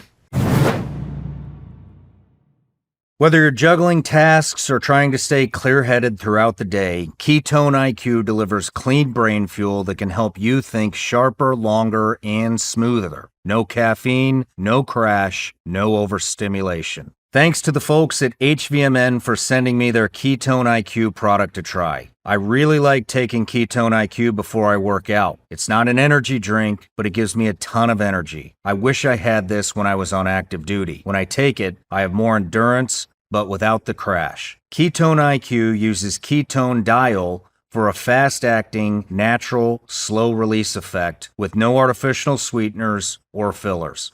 It helps support high-focus tasks by directly powering neurons and stabilizing cognitive output, and it's military tested. Originally developed to support elite cognitive performance in the field. HVMN has an amazing offer just for my listeners. Visit ketone.com/SRS for 30% off your subscription order, plus receive a free gift with your second shipment. Fun surprises like a free 6-pack, Ketone IQ merch, and more. These statements and products have not been evaluated by the FDA. These products are not intended to diagnose, treat, cure, or prevent any disease or condition. But so you left at 15, correct? Yeah. And so, I mean... right before I turned 16. You started... I literally was turning like 16 that week. What are you in 8th grade, like 13, 14 years old? Yeah. So it took you 2 years to figure it out. Yeah, 2.5 years. Yeah.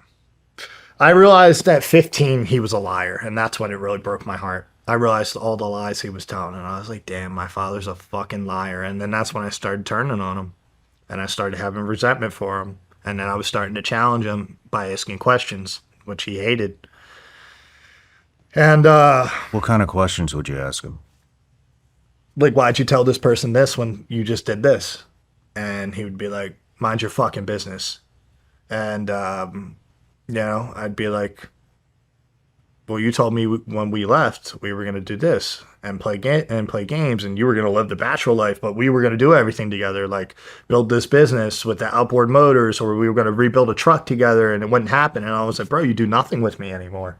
And just the stories he would tell people. Like, the guy has his God complex. Like, he has something that everybody else fucking wants. At 15 years old, like I said, he tried to cut me off from jiu-jitsu. He goes, man, I'm fucking done with the game. All these motherfuckers want what I got. What the fuck do you got? What did you go do that everybody wants, bro? Like, I'm not even insulting. I'm just asking the question. So I remember telling him, why do you tell everybody that you were 115-4, but I've looked you up on the internet and I can't find it? Who the fuck are you to question me? I got beat up over that. Fucking jumped up, fucking punched me in my face. Simple things. Mind you, this happened almost all the time. Like, I would play basketball across the street. We used to live on, it's called Sandy Bank fucking Road in Media, PA. We lived at 1 Sandy Bank Road. Nobody lives there anymore, so I don't give a fuck to say the address. But Walden Elementary was right across the street, and they had a little basketball court. So I would go play fucking basketball with the kids that I just became friends with as the new kid, which was already uncomfortable. You know, I went from a school of 340 fucking kids in the middle of nowhere to a school that had 1,600 kids, and I'm the new guy again.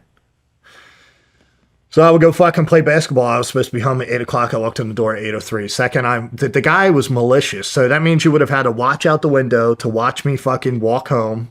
And he would wait behind the door. And second, I walked in and fucking punched me in the face as hard as he could and dropped me. Just because I was 3 minutes late. From across the street where you can visually fucking see me playing basketball with kids.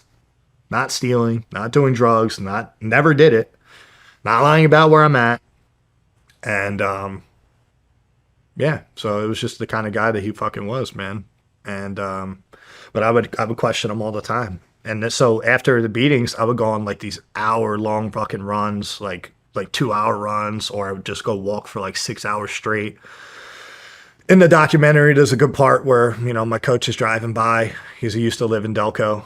It's the area, you know, it's like a couple towns in one. Like it's a couple towns and all, but they could just call the area Delco. And my coach Sam Morpeza lived in that area, and I just gotten fucked up, got beat up, and I'm walking down the street and I have like fucking Walgreens headphones, and I'm like crying and I'm angry and I'm squeezing my fucking hands because I wanted to kill him.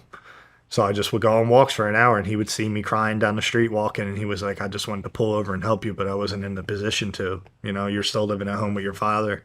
But I would just walk for hours, and then he would threaten to call the cops if I didn't come back. So it's like you beat the fuck out of me, and then I go to leave and just walk, clear my head, and then he would say, get the fuck back now. It was just a control thing, man. And one of the last beatings I got, I'll give you the last beating that I got. It was a 3-part beating. So it starts over this game called, I think it was Uncharted 3 or Uncharted 4. And we were playing co-op. And I was getting all the kills. I've always been good at video games, whatever. Dude starts freaking the fuck out, bugging out over me getting more kills than him. You're stealing my fucking kills. You're always trying to outdo me and all this shit, you fucking scumbag piece of shit. And I'm just sitting there and I'm like smiling at first. Then he takes the controller, and that's why he fucking freaks out. He takes me smiling like, what the fuck do you want me to respond? Like, I'm just going to keep doing my thing. Like, I'm playing a fucking video game. We're on the same team, you dick. Like, so he takes the controller and fucking chucks it at me. He splits my fucking head. I still have a scar in the middle of my head from it. And so I have blood coming down my face. And I looked at him like I wanted to kill him. And he was like, yeah, you want to fucking try me? So he jumps up. He's like, you want to fucking try me? Starts hyping himself up, and then just starts letting off on me in the living room. So I just curl up, and eventually I have like a blood full mouth. I start laughing at him. Because I was like, I don't give a fuck. You can't break me, bitch. Like, so I started laughing. He's like, go pack your shit. So I started packing my bag. Comes in the room, takes all my shit, throws it on the floor, starts fucking swinging on me again. He was like, yeah, there's all the shit I've done for you. Starts swinging on me again. We fight in the fucking... And I never swung back. And when I say fight, I'm just curling up. I'm just trying to defend as best as I can. And he's like grunting. Like, you could tell he loved it. He would grunt every time he would hit me. Like every single time, trying to put everything he had into it. But little bitch couldn't knock me out. So there's that. And then I wind up walking out of the room. I put my bag on the couch, and he corners me in the kitchen, and he starts fucking swinging on me again. And he's like, I'm going to kill you, motherfucker. I'm going to fucking kill you. Comes back, fucking, like, leaves for like 5 seconds, comes back. I should have just ran out of the door. But, you know, a little fear locked up, I guess, at that point. Or a little hope that he was going to like fucking calm down before I fucking left. And he fucking pulls out a pocket knife and he starts walking towards me. He's going to fucking stab me with it. And he's like, I'll fucking kill you. I'm going to fucking gut you and all this shit. So I fucking shoved him right over the fucking table. It was like a little plastic table. Shoved him over the table, grabbed my fucking bag, ran out of the house, and never went back. Damn, man. Slept in the park for almost 2 weeks. Wind up meeting a kid that was getting racially bullied that I stood up for. Hold on. You slept in a park for 2 weeks? Almost 2 weeks, yeah. How old? 15? 9 days, yeah.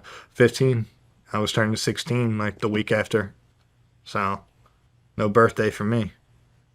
But joined the wrestling team. School had started. Did the school have any idea that you were sleeping in the park? Eventually, no. Because this was before school season. School started like... I was in the park for maybe 3 days before school started. So then I was in the park for about a week after that. And then, you know, we had pre-practice and things like that. So I would just use the locker rooms to go shower. But, yeah, it was unfortunate. But we had the pre-practice for the summertime already for wrestling season. So we would do lifts and we'd do runs. So that's how it was already being able to shower and go to school already. And I wound up meeting this kid who was getting racially bullied in the lifting room. And they were calling him fat and all this shit. And listen, he definitely has a disability of some sort, a special something, even if it's on the spectrum, something. Like, it was a very socially awkward child. And it was very evident. But yeah, I wound up asking him if he had anywhere or knew anyone of a place that I could live or a room that I could rent. And he happened to have his brother that was in juvie for arson. He tried to light somebody's house on fire with a trash can in the garage, and he was away at juvie. They were two African kids adopted by a white Welsh man who was the middle school teacher at Springton Lake to Pencrest High School, which is where I went, in the same town, which was Media, PA. And man, talk about living conditions. There was fucking maggots, black mold, asbestos. What was once like white carpets or cream colored carpets were fucking the color of this couch from cat piss infested house. They never cleaned anything. It was disgusting. It probably took a couple of years off my health, to be honest. I lived off microwave food for the next 2 years of my rest of my high school life. And the father was a really bad alcoholic, wound up losing his job, was suffering with liver failure, started having eyesight problems and all these things. So when I had gotten my license, I was the one taking him to the doctor's appointments. I was the one buying groceries. I was the one trying to make the house clean. I'd bought like the glue tiles where you would buy glue and then fucking put it on the floor and fucking like, I tried to make it nice. And, I'd wind up doing the whole upstairs and things like that. His father funded it. My dad spends it now that I stole from him by doing that. By saying that because the guy would give me his card to go buy his groceries that he wanted because he was physically unable, and I was the only one that was trusted as a driver and had a driver's license to go do it. My dad tells people that I stole from him and has now been friends with the kid that I used to live with and says that I was a racist to him, says that I stole from his father, and the kid believes it. So, but that's what my dad does. He finds weak people to prey on and brainwash. And unfortunately for them, they're not smart enough to look past the type of true person that he is. So we aren't friends, and we haven't been friends. And, also my gripe with him was that he was friends. See, the thing is, man, it's like I'm trying to be a little bit reserved because I don't want to put people's shit out there. But basically, I mean, this kid's trying to fucking text my family who he met one time. Things that are very unfair, but the kid's best friend was a fucking child molester, and my dad says I beat him up because I'm a racist, but I beat him up because he brought a fucking child molester over to the house, and the kid was 19 and fucked a 12-year-old. So I told him clear as day, I don't give a fuck if this is your house or not. I take care of the house. I take care of your dad that you don't give a fuck about. If you fucking bring that kid over here, I'm gonna fuck you up. Brought the kid over here, kicked the kid the fuck out, threw him out, and then fucked him up. Damn. And that was the end of us. And then one time I told him that he didn't give a fuck about his father, and but mind you, the things that my dad's trying to stick on me are things as a teenager. I'm still not a man. I'm still an adolescent child. I'm still a teenager trying to figure out his way. I got to make decisions now as a man, and that's one thing I always owned up to. I've fucked up. I have fucked up. I've said some things that I probably shouldn't have said. I've done some things that I probably shouldn't have done. But I didn't hurt anybody in that process. I didn't take anything from everybody. I was never malicious. I never tried to ruin anybody's life. And you are a product of my environment to a certain extent. But is that an excuse after you leave home? No. I don't take that as I'm not trying to give you an excuse, but you don't fucking know any better. Yeah. That's how you were raised for. I had no guidance. Exactly. I met my grandfather a few times. I met my grandmother a few times on my dad's side. I don't remember my mom's mom. I didn't have aunts, uncles, cousins, fucking grandparents that we saw or watched us or ever came to visit us. I think my grandfather came to visit us maybe 2 or 3 times ever. But I don't blame the guy because my dad's a fucking douchebag to work with. I looking back, it was like we used to be really upset about that. Like he never comes and sees us, but that's how he would say it. To be like, look, your grandfather's a fucking scumbag. But it's not. He's the scumbag. He's the one who's always fucking causing division. So yeah,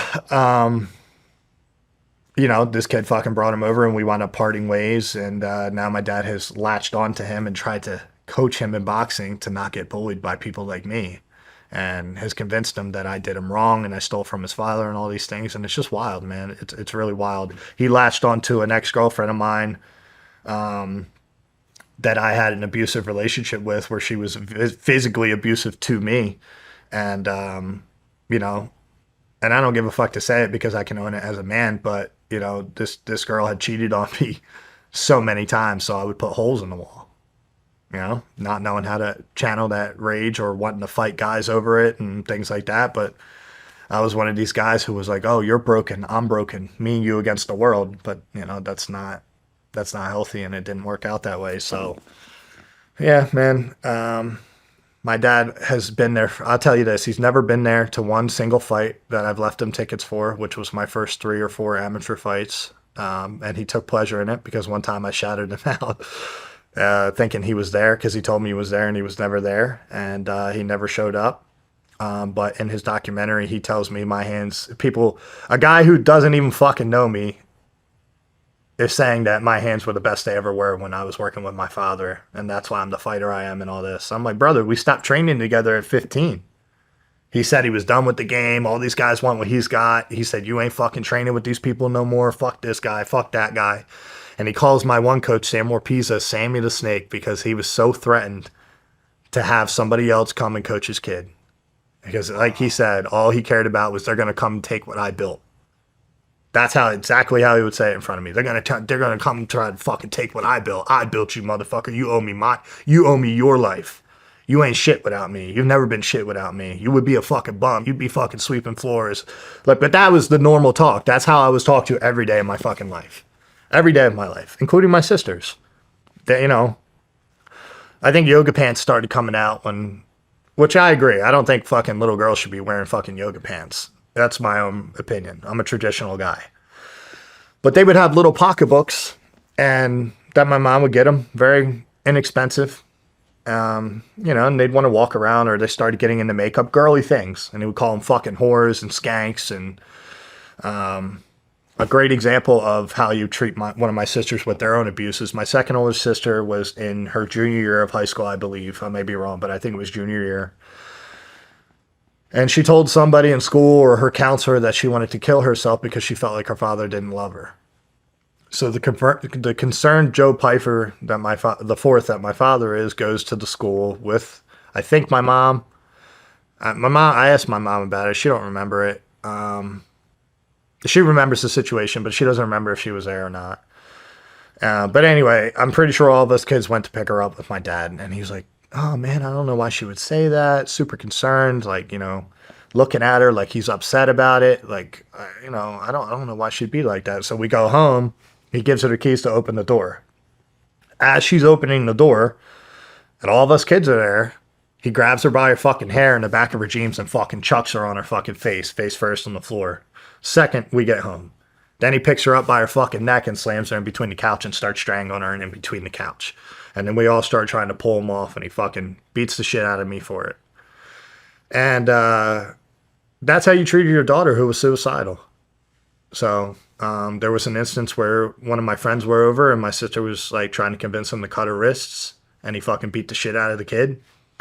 But, you know, it was some dark shit, dude. It was some weird fucking, just weird fucking shit. Just, you know, but the guy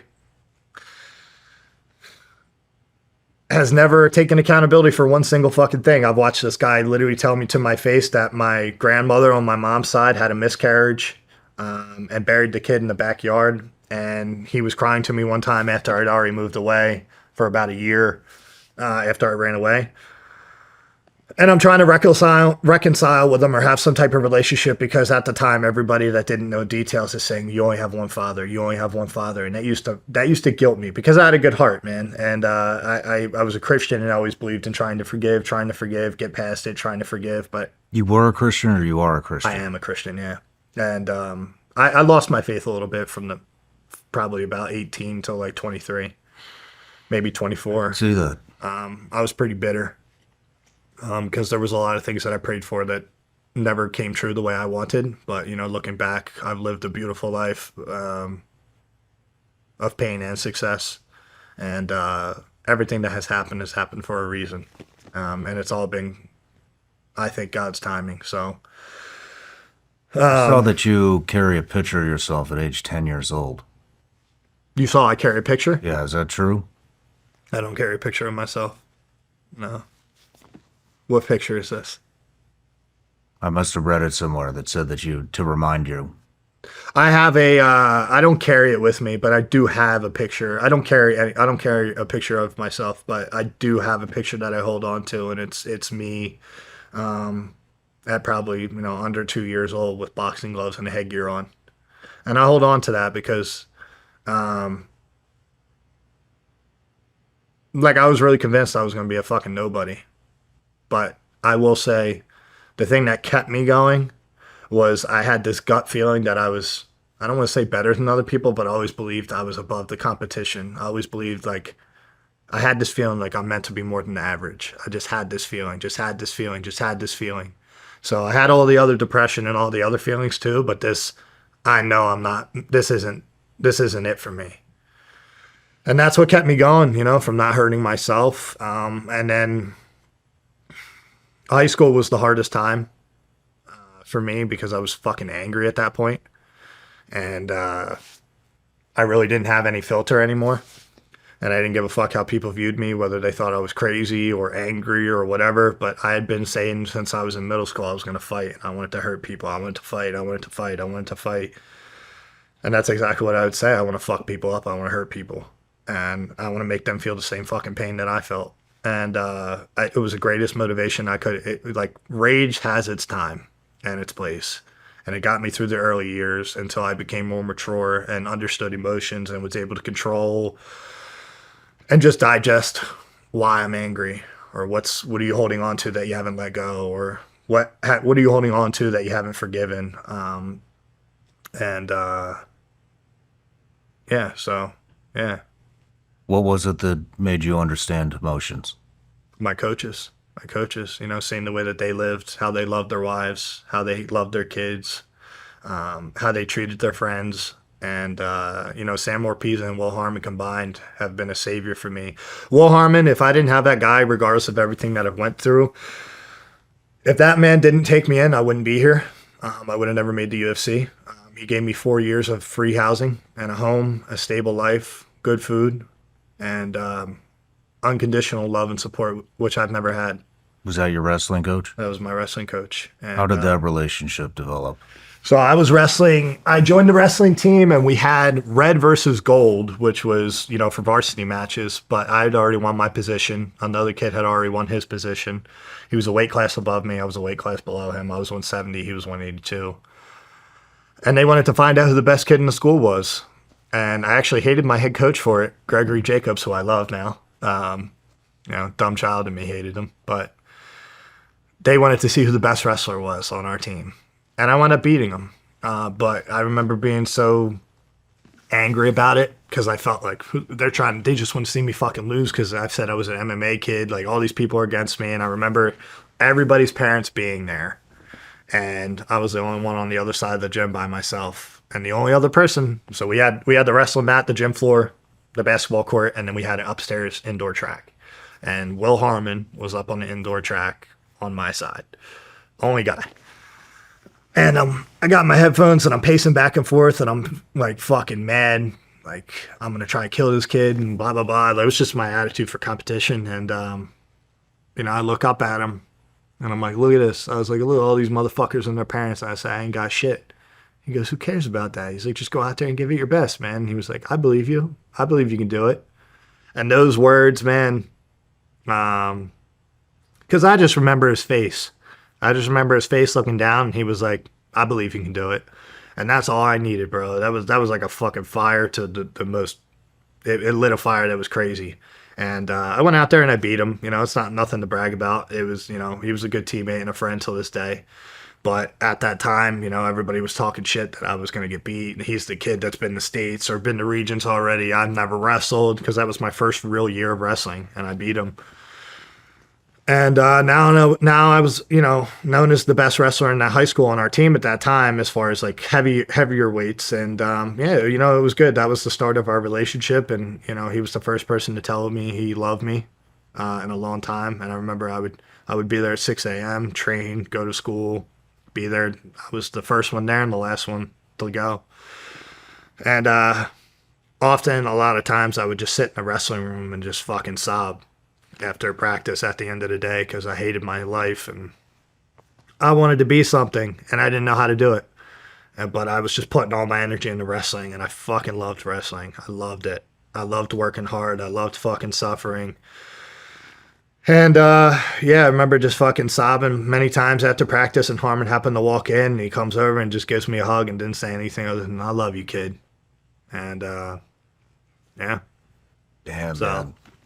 that was the start of that. And every lunch period I would sit and not sit with kids.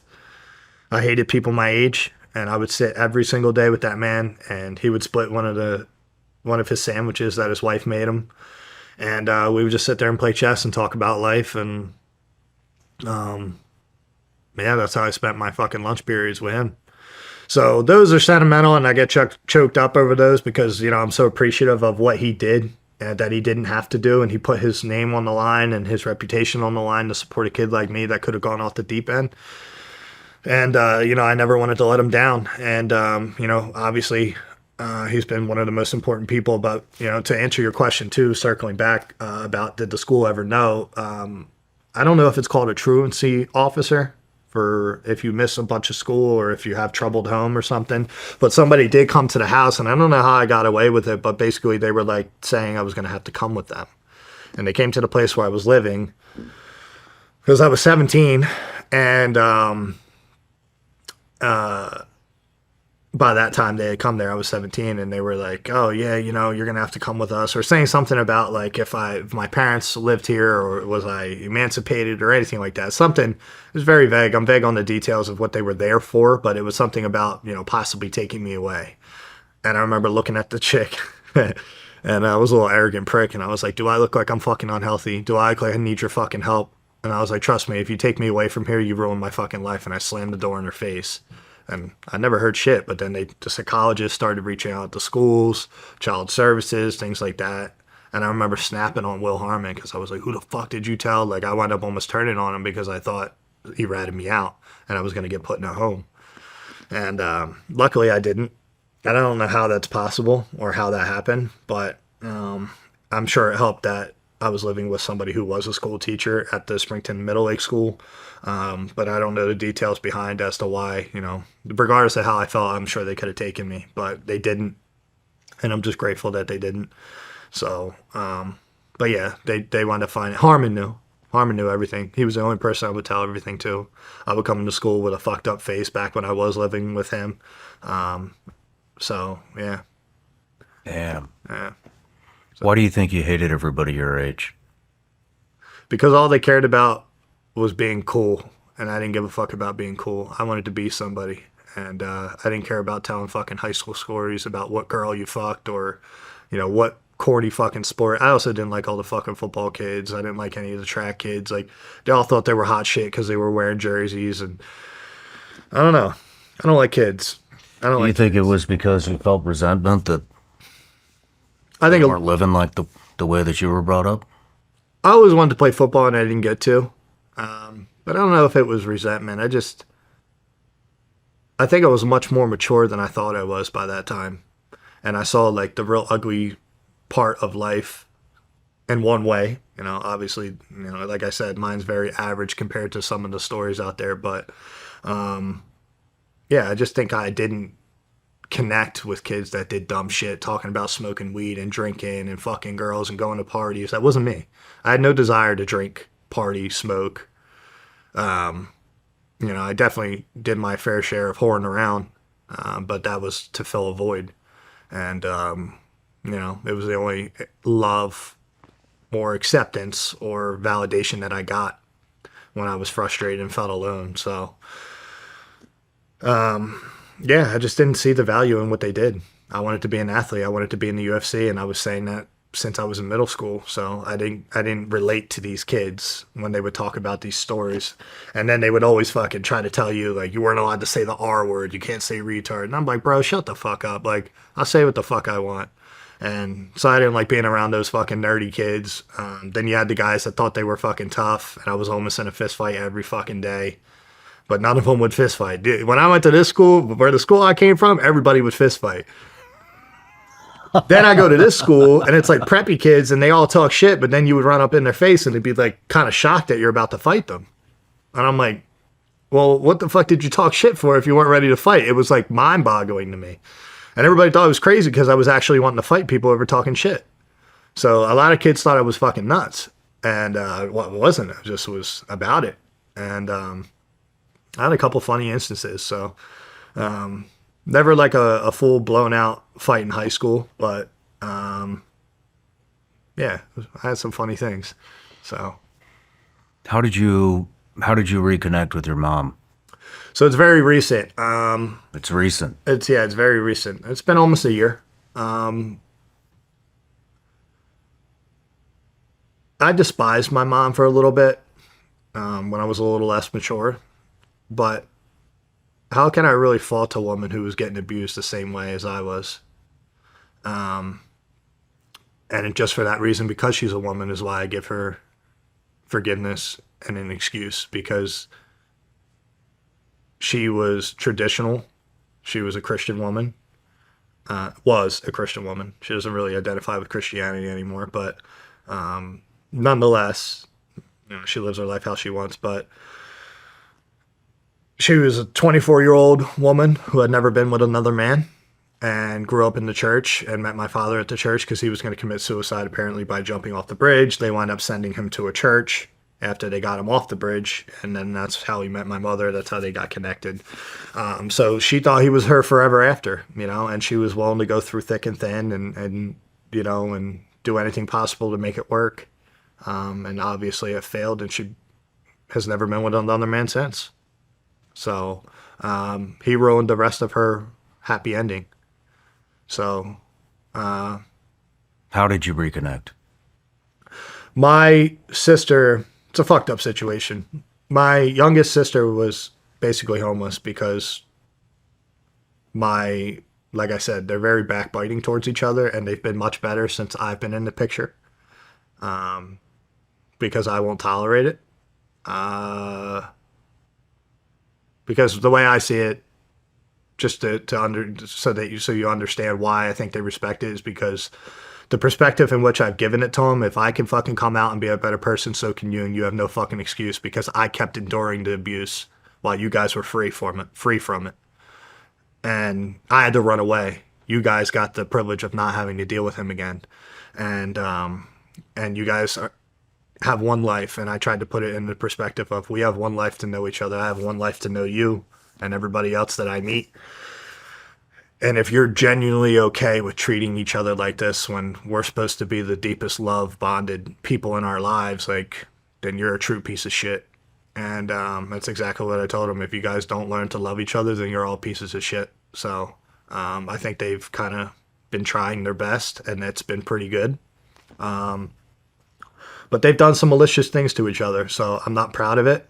And I don't support it, and I don't condone it, and I want them to be better, because that's what I want to be around. I don't want to be around shitty people. Whether you call yourself my mother or my sister or my father, if you're a shitty person, I'm not going to be around you. I don't have time for that shit. My life's too short as it is. I can't believe I'm 28 already. I can't believe I'm here. You know? Like, who would have thought fucking little Joey Pyfer is sitting on a Shawn Ryan show, or has been on Joe Rogan, or is about to break in the top 15 in the UFC? But because I believed and put it out there and put the work in, put the right people around me, all this has come true, right? You know, so I reconnected with them because my sister Rachel, so I have two younger sisters. The older of the two youngest is Rachel, and then there's Amy. And basically they were feuding, and Amy had basically told my sister's, I guess you can say baby daddy, some problems that she was having, and basically ratted on her, and it kind of like was a really scumbag fucking thing to do, knowing that she's going through a custody battle. So my sister refused to let her come back to the house after she had lost her job. So my sister was sleeping in the car in the park. I don't think it was that long. I think it was a day or two or a week or something like that. But, you know, nonetheless, it's your fucking baby sister. And I hadn't talked to these people in 6 years almost after I'd punched my sister's boyfriend in the fucking mouth. And this is 2 weeks before my last fight last year. International Fight Week, I'd knocked out a guy named Marc-André Barriault, and I just had this guilty conscience because they had all reached out before trying to ask for help, but it was all monetary, and I was like, no, fuck off. Like, if you can't fucking have a relationship with me and give a fuck about me as a person, but I'm only good enough for you guys to need something, then go fuck yourself. Get away from me. And that's how my attitude was. But, you know, I'm not it bothered me when I heard she was really struggling. And then that's when I was like, okay, now I need to step in because this is just fucking ridiculous. Like, what is going on with these people? And my sister had kind of taken over in a sense. You know, I don't think she meant to, but she was kind of stuck in this fog where she thought she was running shit at the house. And I had to remind her, this is my mom's house since I was 4 years old. You don't run shit. And I don't give a fuck what bill you pay. If you don't pay the rent and you're not on the lease, you don't run shit. And don't be a fucking scumbag. You know, if the shoe was on the other foot, you would always want somebody to give you a little bit of grace and give you that chance. It's not like somebody got killed. It's not like somebody got, you know, raped or fucking stolen or something, you know, crazy. This is a family fight. Get the fuck over it. And I tried to give them that perspective. And so I showed up. I went down there. I met her at the park. And then I drove there. My sister started running her mouth. And she was heated, obviously, because she felt like my younger sister had a role in her having a really bad case with her children, custody-wise, which I understand. I don't think you should fuck with somebody's kids. But yeah, I went up paying the rent for a few months for them. So they could get on their feet and she could handle some of the lawyer bills and things like that. And then I also paid a couple $1,000s to fix my mom's truck that blew up on her. That's all they had. It was the only thing they had to drive hours to exchange their kids for my sister. So between, you know, my mom working full time, she's a truck driver, and my sister needing to drive fucking 6-7 hours every other week to exchange her daughter at that time, you know, that's the only car they have. So I did it for the kids. I did it for her. I did it for my mom. And so I gave back and I helped them. And I told them, like, I'm not here to reconcile, but I'm here to hopefully inspire you guys to fucking give a fuck about each other again. Because it breaks my heart and that's why I don't want to be around you. I want to see my sisters fucking thriving in life. But this is the thing that I hate about my father, though. This motherfucker did so much damage. Women take damage differently than men. 100%. They're just different creatures. And I'm sure you would agree. They all have been in domestic, violent, abusive relationships. Except for my second oldest sister. I think he's a pretty even-keeled guy. He's had his problems. I'm not going to put them out there. But I'm pretty sure he's pretty good to her. Or at least works. I have my feelings about him. It is what it is. But, you know, they have 4 kids together. My oldest sister has 2 kids together. Apparently, you know, he hits her and has threatened to kill her and things like that. And my sister hit me up to help her get the kids out of the house. And I said no, because it's been 6 years and I can't afford to jeopardize everything that I've built for someone I don't even think gives a fuck about me unless they need something. And it's always been funny to me. You know, they've done this thing where they've cut me out or I've cut them off. It's really them that cuts me off. And then when shit really gets when shit really gets tough and there's some deep shit going down, then the brother's good enough. I'm the only one that understands. That's what they've all hit me with, the same punchline. And it took me a while to forgive them, you know, but I forgive them. I love them all. I forgive them all. I love them all. I've said some shit that's mean to them, you know, so hopefully they forgive me. And, but, you know, I was like, why would I go and get involved in helping you take kids from a man that I have no idea? All I know is what I'm being told. I don't know the other side of that. And I don't believe in fucking with another man's family. So maybe if you were active in my life and I knew things that were going on, but she had said he had threatened to shoot me. So I don't know what's true or what's not, you know. I wouldn't doubt if he would threaten to shoot me. He can't beat me, you know. So, but I don't want to fucking put myself in that situation. I haven't talked to you in years. I don't know what's going on. And now you ask me to put myself in that situation. But I don't remember where I was going with that, to be honest. CTE kicked in. Reconnecting with your mom. reconnected with my mom. So yeah, I went and paid their rent and everything. And then, naturally I talked to my mom and she thanked me. She reached out to me and thanked me. And yeah, we just kind of started slow from there, man. And it's been really good. This was probably a year ago. Yeah, almost a year. Almost hasn't been a year yet, but it's almost a year. And this has probably been the longest connection that I've had with them since I was a child, since about 15. Jeez, so, man. But it's been the most rewarding too. Is it hard? Is it hard? I think what's hard, no, it's not hard right now. It's not hard right now. I think what does get to me though is that my mom's older, and I lost a lot of time with her. So that kind of gets to me a little bit. So I think she has a beautiful heart. I think she's got a beautiful soul, and she's a respectable woman, is how she likes to call herself, and I agree with that. And I used to hate her guts at one point, and it irks my soul that I ever did, and it's because of that motherfucker. So, but luckily I'm a grown man now, and I can defer from right and wrong, good and bad, and but yeah, he damaged all of them, I think, for life. So that's the only thing that I really think that is hard, is just that I lost a lot of time with her. But it is what it is, I have now in the present moment, and that's where I think the maturity has really helped my career, right? Is being in the present moment and now, living in the now, versus looking in the past. That shit eats you up. Do you guys have any tough conversations? All the time, yeah, all the time. We agree to disagree all the time, but that's okay. I think we developed a relationship now where it's you can have those without. We can have those tough talks and know that we aren't going to disappear from each other. I'm also not talking to her every single day, because she understands that I have a busy life. I also have people that I love and care about that I'm taking care of, or trying to provide for and things like that. So yeah. But yeah, it's good. It's good now. Damn, Joe. That's tough, man. Yeah. Yeah. This fucking guy is interesting. I think he should be studied. I really do think he should be studied. I mean, he hides in the church now, claims that he's a Christian. Does nothing Christian. A great example is I did a little podcast for a little bit with me and my coach Sam Orpizza, and his best friend was Steve Haig, who owned the Fight Factory, which was like the pinnacle of MMA in Philadelphia. Like, we had all the killers. We had my coach Sam, we had this guy Zach McCoskey, Eddie Alvarez, a lot of really good killers that came out of there. And the guy got cancer, and he had it right behind his nose, like basically in the middle of his head. And because the guy came on my podcast, mind you, this was my dad's best friend for like 10 years. And then, he basically disrespected his wife when my mom and him separated one time. He was sleeping over there and disrespected his wife, and he, Steve kicked him out, and that's how they stopped being friends. My dad called him a traitor and all this, and started talking shit on his wife and all that crap. Claims to be a Christian. And this is really funny, because if you watch the documentary, tries to play, he talks real soft, talks like he's just like, yeah, if I didn't use God as my compass, I wouldn't be here today. And it's the fakest shit I've ever fucking heard, especially if you know the real dude that he is.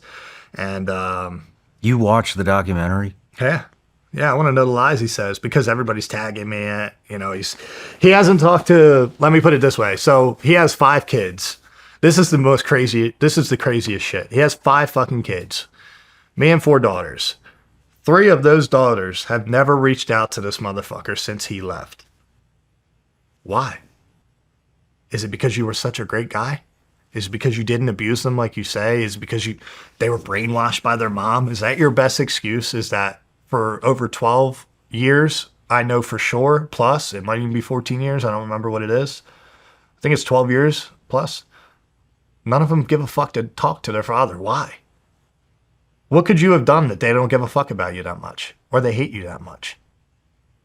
Dude can't answer that question, but nobody's asking him that question. You go watch the documentary, all it is a fucking victim card. My mom this and my dad this. He hated his fucking dad. Wants to kill his dad. Hated his fucking mom, apparently. And then now he's like all fucking sad that his mom passed away. And it's like, dude, like, you tell so many fucking lies you can't even keep track. And but that's my biggest question to him. How come none of your daughters give a fuck to talk to you. Why? And how come 6 people can say you did the same shit that I said? Can you explain that? Like, and he just doesn't address it.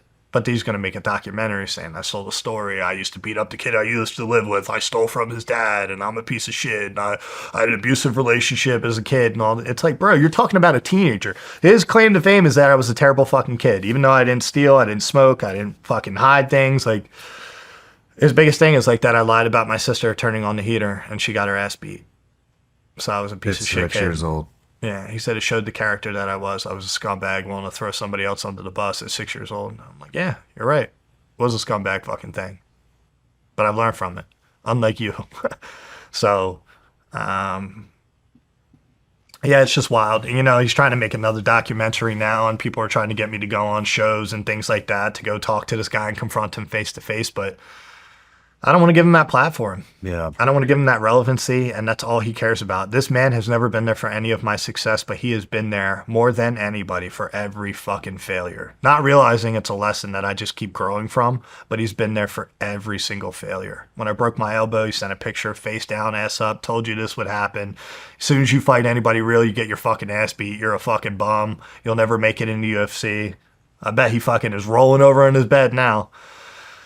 Like, even recently, you know, I heard something, you know, like he fucking tells people, first of all, brother, he's never coached me for one of my fights ever. He's never been to one of my fights. But he tells everybody I was the best boxer because we trained for 2 weeks for my 4th amateur fight. And then our last stint was, he shows up at my house. It is what it is. I just slept with a chick, right? So we had an agreement that we would train at 7:30, I think it was, every morning. And I had a garage at a place I was living before I wound up being homeless again and had to go live with Harmon. So he would show up, and he shows up at fucking 7 o'clock, and I'm not up yet. I just, you know, done whatever with some chick, and I fucking wake up to my phone fucking going off. And I'm like, dude, what the fuck? Like, so I answer the phone, but I can hear like like he's in my fucking house. Just walked in the house, like no invite or nothing. Like, it's not his house. And he's like, get the fuck downstairs now. And I'm like, who the fuck are you? So I like freaked the fuck out. I'm like, who the fuck are you talking to? I'm like 19 at this point, or just about to turn 19. And he's standing at the bottom of the stairs like he's like gonna fucking whoop my ass with his arms crossed at the bottom of the stairs in a house that he wasn't invited in. I fucking fly down the stairs. I'm like, who the fuck are you talking to? I called him all this shit. And he threatens to come back and put a bullet in my head and all this shit. And I was like, yeah. I was like, touch me, motherfucker. And I was like, I'll kill you. I swear to God. I was like, I'll beat you so fucking bad. Like, you'll die on a fucking feeding tube. For all the times you hit my mom, for all the times you hit my sister. And it was the first time I ever saw, like, the bitch in him. Because he realized that I wasn't Chin Quivering Joe no more. I wasn't little Joey Pyfer that he could intimidate, that he could bully, that he could fucking make his bitch. And, I think that's why he threatened me with the gun, because he realized he couldn't fuck with me no more. And I was ready to fucking hit him at any point. But the only thing I wouldn't do is I would never hit him first. And that was just because of my Christianity and because of my moral high ground that I tried to stick to. Yeah, he fucking drove away like a little bitch and didn't do anything. Another instance he threatened to shoot me was I was at my insurance agent guy's place, who I've been friends with since I was 17. And I just always go up there to say hi every now and then and talk. And I'd already obviously been away. I'm like fucking 20 years old at this point, living with Harmon. And she sees my black Mustang. She worked down the street, his wife. And she pulls in and comes in and says, oh, I need one of my ID cards for my cars. She didn't need a fucking ID card. She saw my car and wanted to come in and fucking talk shit. So she comes in. Mind you, I haven't seen her in maybe, it was only like 3-4 months. And by that time, like, she used to be sympathetic and be like, oh yeah, I don't know why he's so angry. I don't get it. He just snaps out and all this shit. She spoke super fast and fucking weird. And she comes in. She was like, what's up, you fucking piece of shit? Like, right in front of the guy. And starts like coming at me heavy. And I just start smiling and I'm sitting here real calm. And I'm like, oh, what's the matter? I said, did he fucking finally brainwash you? And she was like, yeah, you're a fucking piece of shit and you're a scumbag kid and all this, like, just going off. And I'm like, and she was like, yeah, because your mom, this and that. I said, you know, it's crazy you speak about it, but I was like, you weren't there for it. I said, all you are is just fucking vomiting all he's told you. was like, you never witnessed any of it. Like, it's just fucking wild. So we wound up going out in the front. What do you know? Who pulls up? Fucking Disabled Joe fucking pulls up. And the only thing he's mad about is, where the fuck were you when I called you? You're supposed to be at work, bitch. Go the fuck back to work. Why aren't you where you're supposed to be? This guy don't work. So he grabs her by her fucking arm and shoos her to her car, like fucking throws her to her car and tells her to go back to work. And I started laughing, and we're out front because my friend was like, yo, if you guys are going to argue, can you argue out front, whatever. And he didn't want it inside the business. And I was like, yeah, of course. I was like, I'm not even arguing. She's just fucking yelling at me. So he grabs her by her arm, shoos her there, tells her to go back to work. And then he goes, I started walking behind him, and I'm like laughing because I wanted a reason to fight him. And I was like, what you so angry about, huh? I was like, what you all upset about? I was like, what's the matter? And he like, I was antagonizing him. And he turns around and he's like, I'll come back and fucking kill you, motherfucker. I'll shoot you right in your fucking face. Right in front of my guy, right in front of the insurance dude. And he fucking gets in his car and he speeds off. I was like, all right, pussy. I was like, but you still haven't done shit. And he's like, yeah, you keep calling that shit. He's like, I ever see you again, I'm going to fucking kill you and whatever. So I wound up telling his wife, I said, wait till he fucking turns on you, bitch. Watch and see. Wait till his fucking demeanor changes and he puts his hands on you. I said, I guarantee you'll be the next victim. I said, because I'm not around to get punched on no more. I was like, he's got to have somebody. A guy like that's got to have something to abuse. He's always had it. He's never not hit somebody. He's never not abused somebody. So I have no idea why they got divorced, but I would love to know. Damn, man. I know how he talked to her. I heard how he talked to her. I just can't imagine, with nobody else there to stop him, what else has happened. So, yeah. Well, I know there's some chatter about Dr. Phil. Yeah, there's some chatter about Dr. Phil and going on there, but, How did they get to him? So, there's a guy that goes to this gym that he trains at, and his son trains there, and he met this guy. Whose gym? Your gym or your No, dad's not gym my or gym. Dr. If Phil's he came to gym? my gym, we would all beat him to death. He knows better than to do that. He's not that dumb. My coach, my boys are loyal at Marquez MMA in Philly. They're loyal, and he'll be damned if he ever even comes close to that city and steps near there. If they see him, they'll kill him. But no, this is a gym that's I'm not going to mention it because it doesn't deserve fucking clout.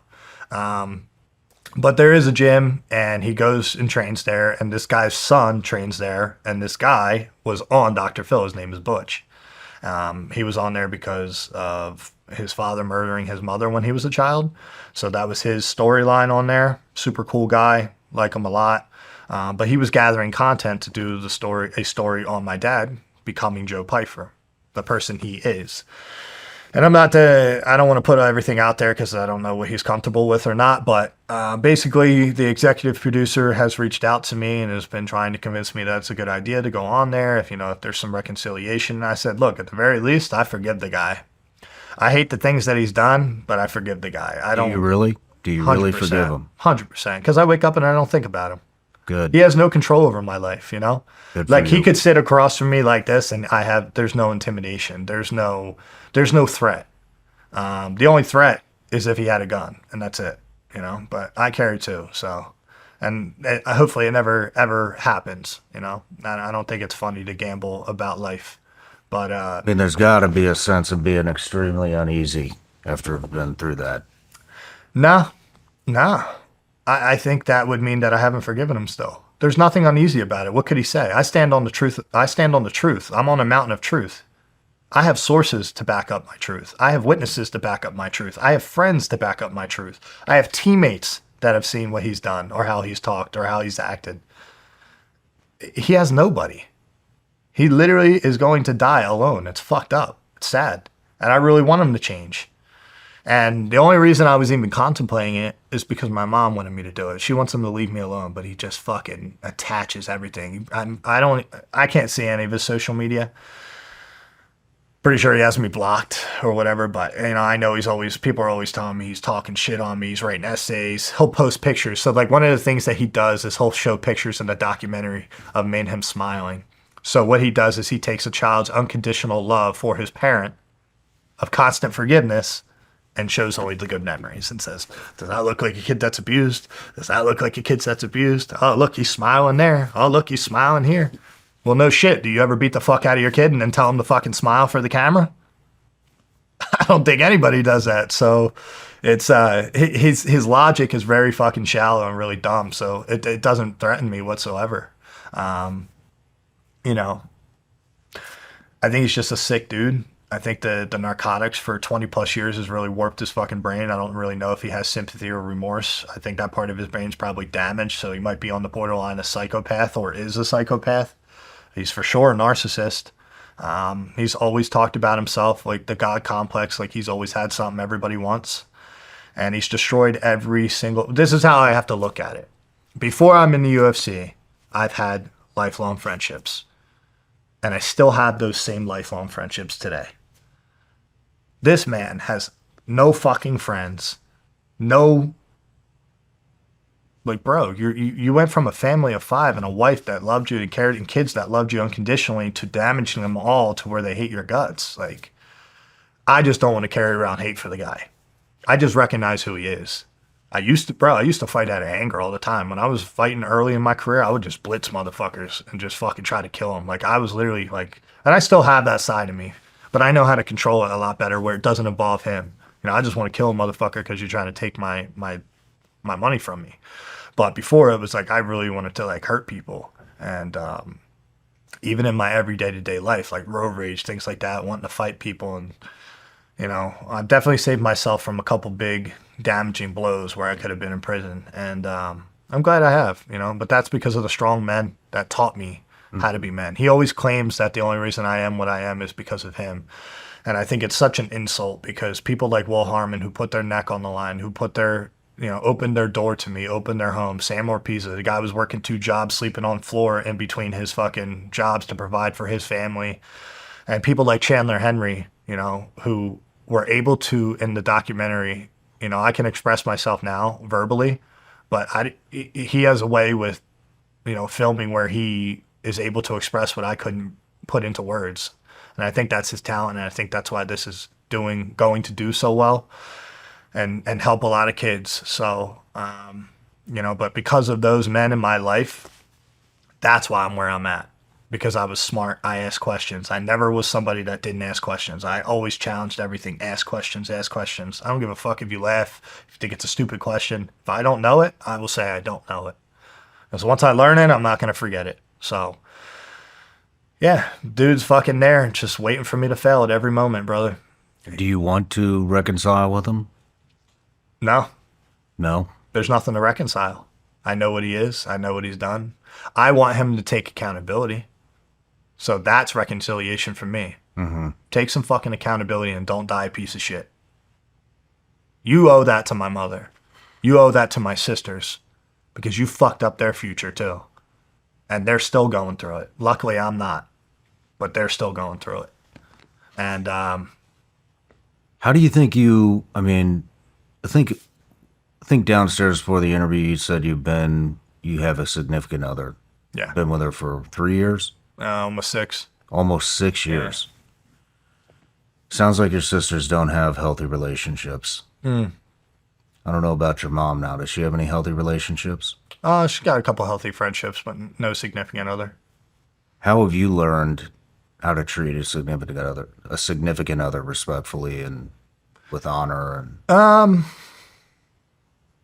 people like Will Harmon, seeing how he loves his wife, how he has kids that he loves. He's got 3 now, and he has 1 special needs daughter with Prader-Willi syndrome, and loves her unconditionally and provides for her better than anybody else could.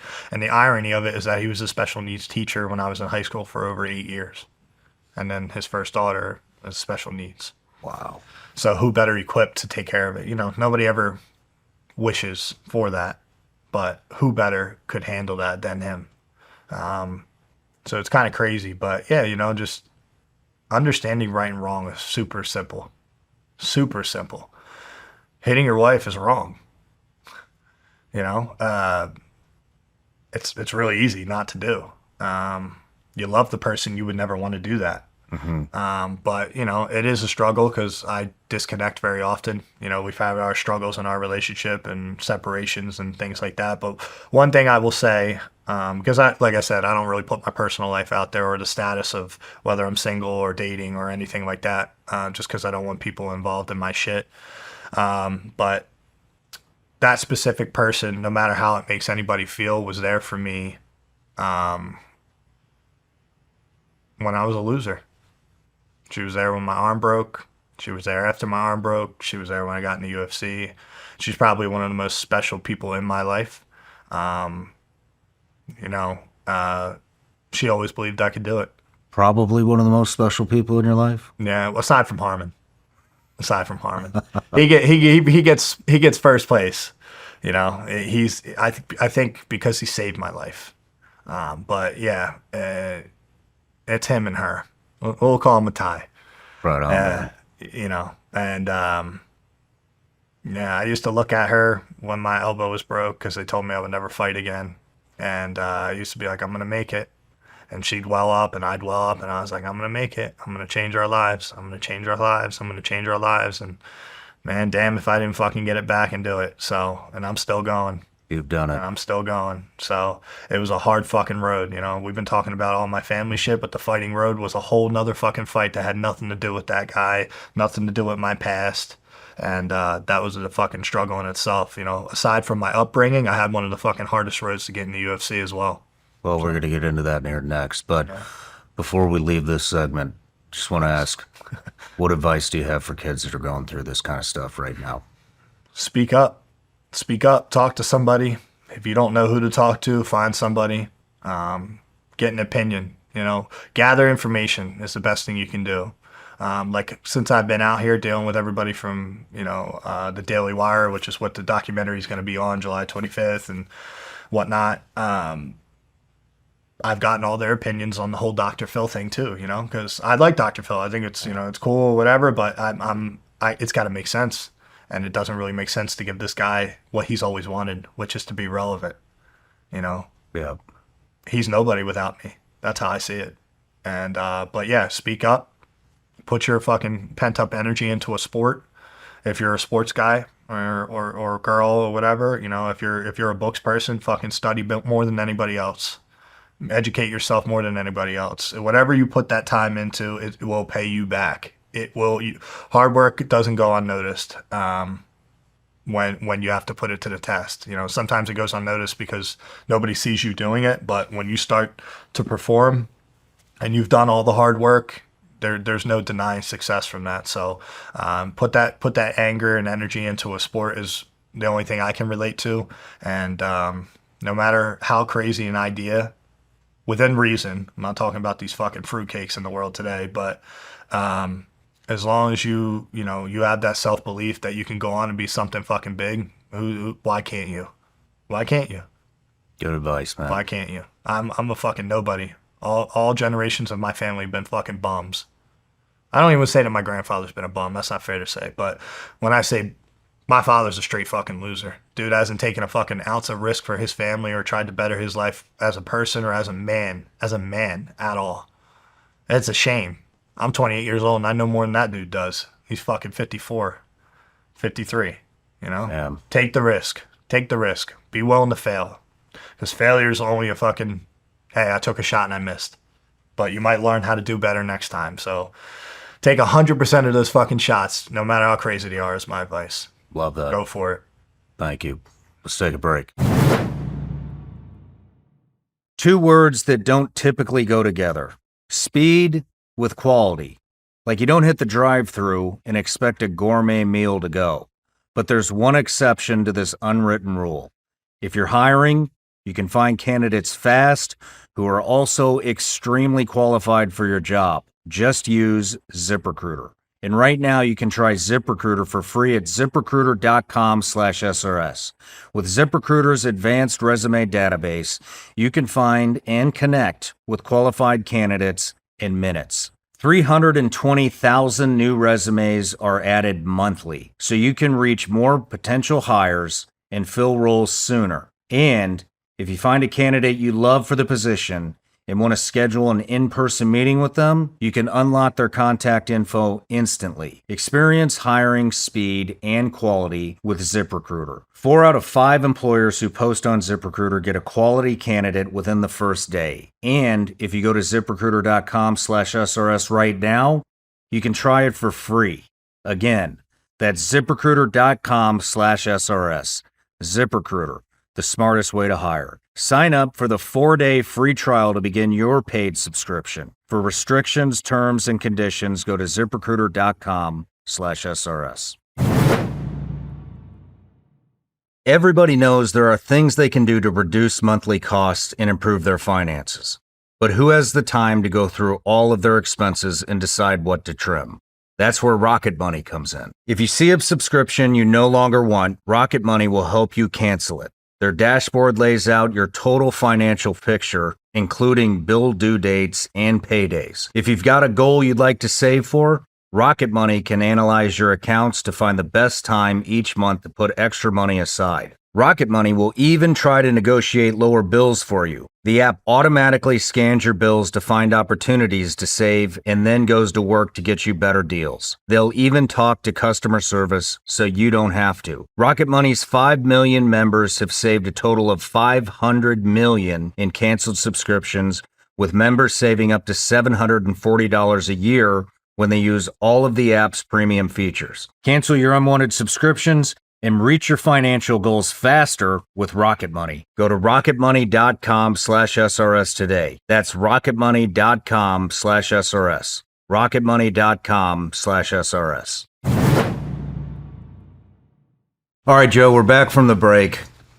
We're moving on from the family stuff, but I wanted to ask one more thing.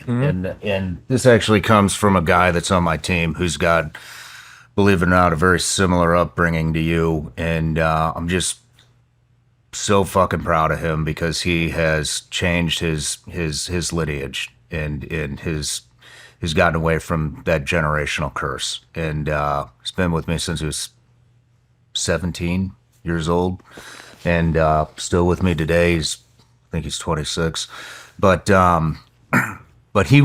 this question is from him, and so I told you at the beginning, like, this is gonna touch a lot of people who've been in similar situations as you, and what he wanted me to ask you is, as you start to amass the success that you're seeing and getting in the UFC and making a name for yourself, and how do you combat the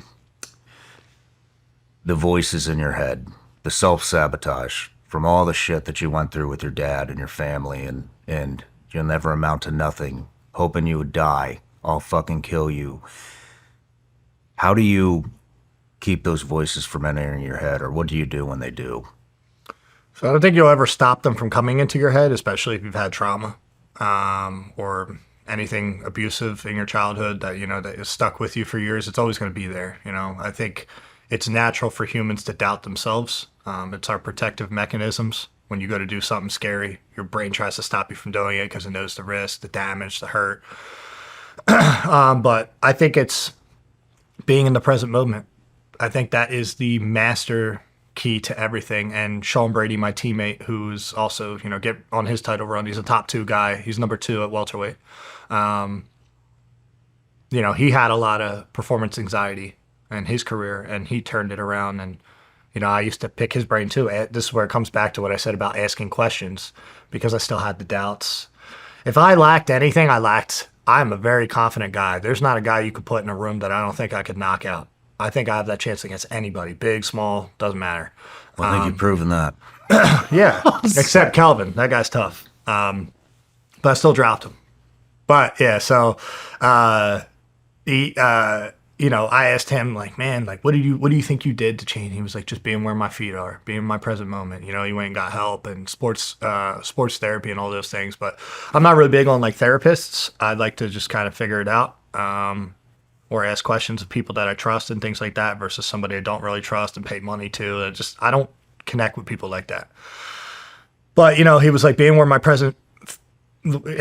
the present moment, like, and just appreciating where you are. No matter what was done to me, it's what's shaped me to be the human that I am. I think a part of anxiety comes from obviously doubt and the things that can go wrong. But if all I worry about is my effort and controlling that effort and my confidence and my preparation and my confidence and my education on things that I want to learn about and things like that, like I can't fail. You can't fail. Like I'm not defined by a win or loss in the UFC. Even if I got cut from the UFC, it's not my identity anymore. It's me going out there and taking the risk and giving it all that I have that I can judge. And that's who I am. I go out there and I put it on the line every time. And I try to look for the finish every time. Or I try to apply myself to be a better person in my everyday life, because that's the person you have to go to sleep with. That's the person you have to wake up to. That's the person you get your work ethic from. So I would just say it's being in the present moment and realizing that your past doesn't define you, fighting doesn't define you, and how you treat the people you love is true success. The friendships that you have is true success. It's not monetary. It's not money. It's not cars. I love cars, but it's not cars. It's not the fucking big house. It's not the jewelry. It's not the watches. It's not the chains. It's not the fame. It's how you treat the people that you love most in your life. That's how you're going to be based. That's how you're going to fucking keep a sound mind. And, yeah, so no, I don't think anything in the past has like affected me anymore. It used to, I used to be like, oh, if I lose, this motherfucker's going to laugh at me, or everybody's going to think I suck and all this shit. And, I've had my struggles. When I lost my first UFC fight, I walked into the fight, I wasn't 100%, whatever. I lost. I wasn't the better man that night. And everybody turned on me. It was the first time I got famous pretty quick in the fight world. I got a lot of hype behind me, and then I lost. And then everybody was like, you fucking suck. You're a fraud. You're a bum. You lost my fucking bet and all this shit. Kill yourself. You're this or you're that. So it still continues. Now it's not my father saying it, but it's people. But these fucking people are unhappy in their life. Imagine taking time to go and fucking shit talk a professional athlete you've never met. Oh, it's wild. I could relate to you all day on this. Of course. But you could touch 100,000 fucking lives and save 100,000 people. But if you piss one fucking person off and they don't like it, oh, you're a piece of shit to them. Yeah. Who cares? So live your life by the standards of the people that you keep in your circle is what I would say. And I think that's helped me, not let the negative thoughts get in my way. And if they come in my brain, I've been reading this book called Inner Excellence. I think for athletes, it's a must read. Sam Morpizza is always influencing me to read books. I hate reading books, but I'm not a big book reader. A little too retarded for it, but I still do it. And, it's been it's the ego. It's the ego. A lot of our fears are ego driven. Mm-hmm. So it's been the most humbling, fucking annoying thing to try and digest, because your ego gets in the way of everything. It influences everything. Like, why you're insecure about something? Well, because you're afraid to fucking lose in front of thousands of people or millions of people on the TV. And it's like, bro, you got to let go of all of that. You can't control all that. The only thing I can control is my performance. Did you work hard for this moment? Yes, I fucking turned over every stone I could. All right, then go out there and give it your best effort. Might be a win on the other side, might be a loss, but whatever it is, you're fucking ready for it. Man, it is astounding that you figured this out by age 28 years old. Because I got real fucking men in my life. Now imagine if my father fucking had been a real man. Yeah. Maybe I would have fucking got it, maybe I wouldn't have, but I think this is my story to tell. This is my platform to tell it. And, thanks to guys like you, I get to do it. Let's start moving into Will. I know what was his last name? Harmon. Will Harmon. You had mentioned earlier that he had put his job on the line for you. How did he do that? I mean, he was picking me up, not that that's against the rules, but he was trying to take me in his house before I had gone homeless, but he couldn't do it because the student-teacher thing, can't do it, or he would have. But, he didn't consult with anybody even after, I graduated and opened up his home, and I think he put his job on the line just by simply fucking protecting my story.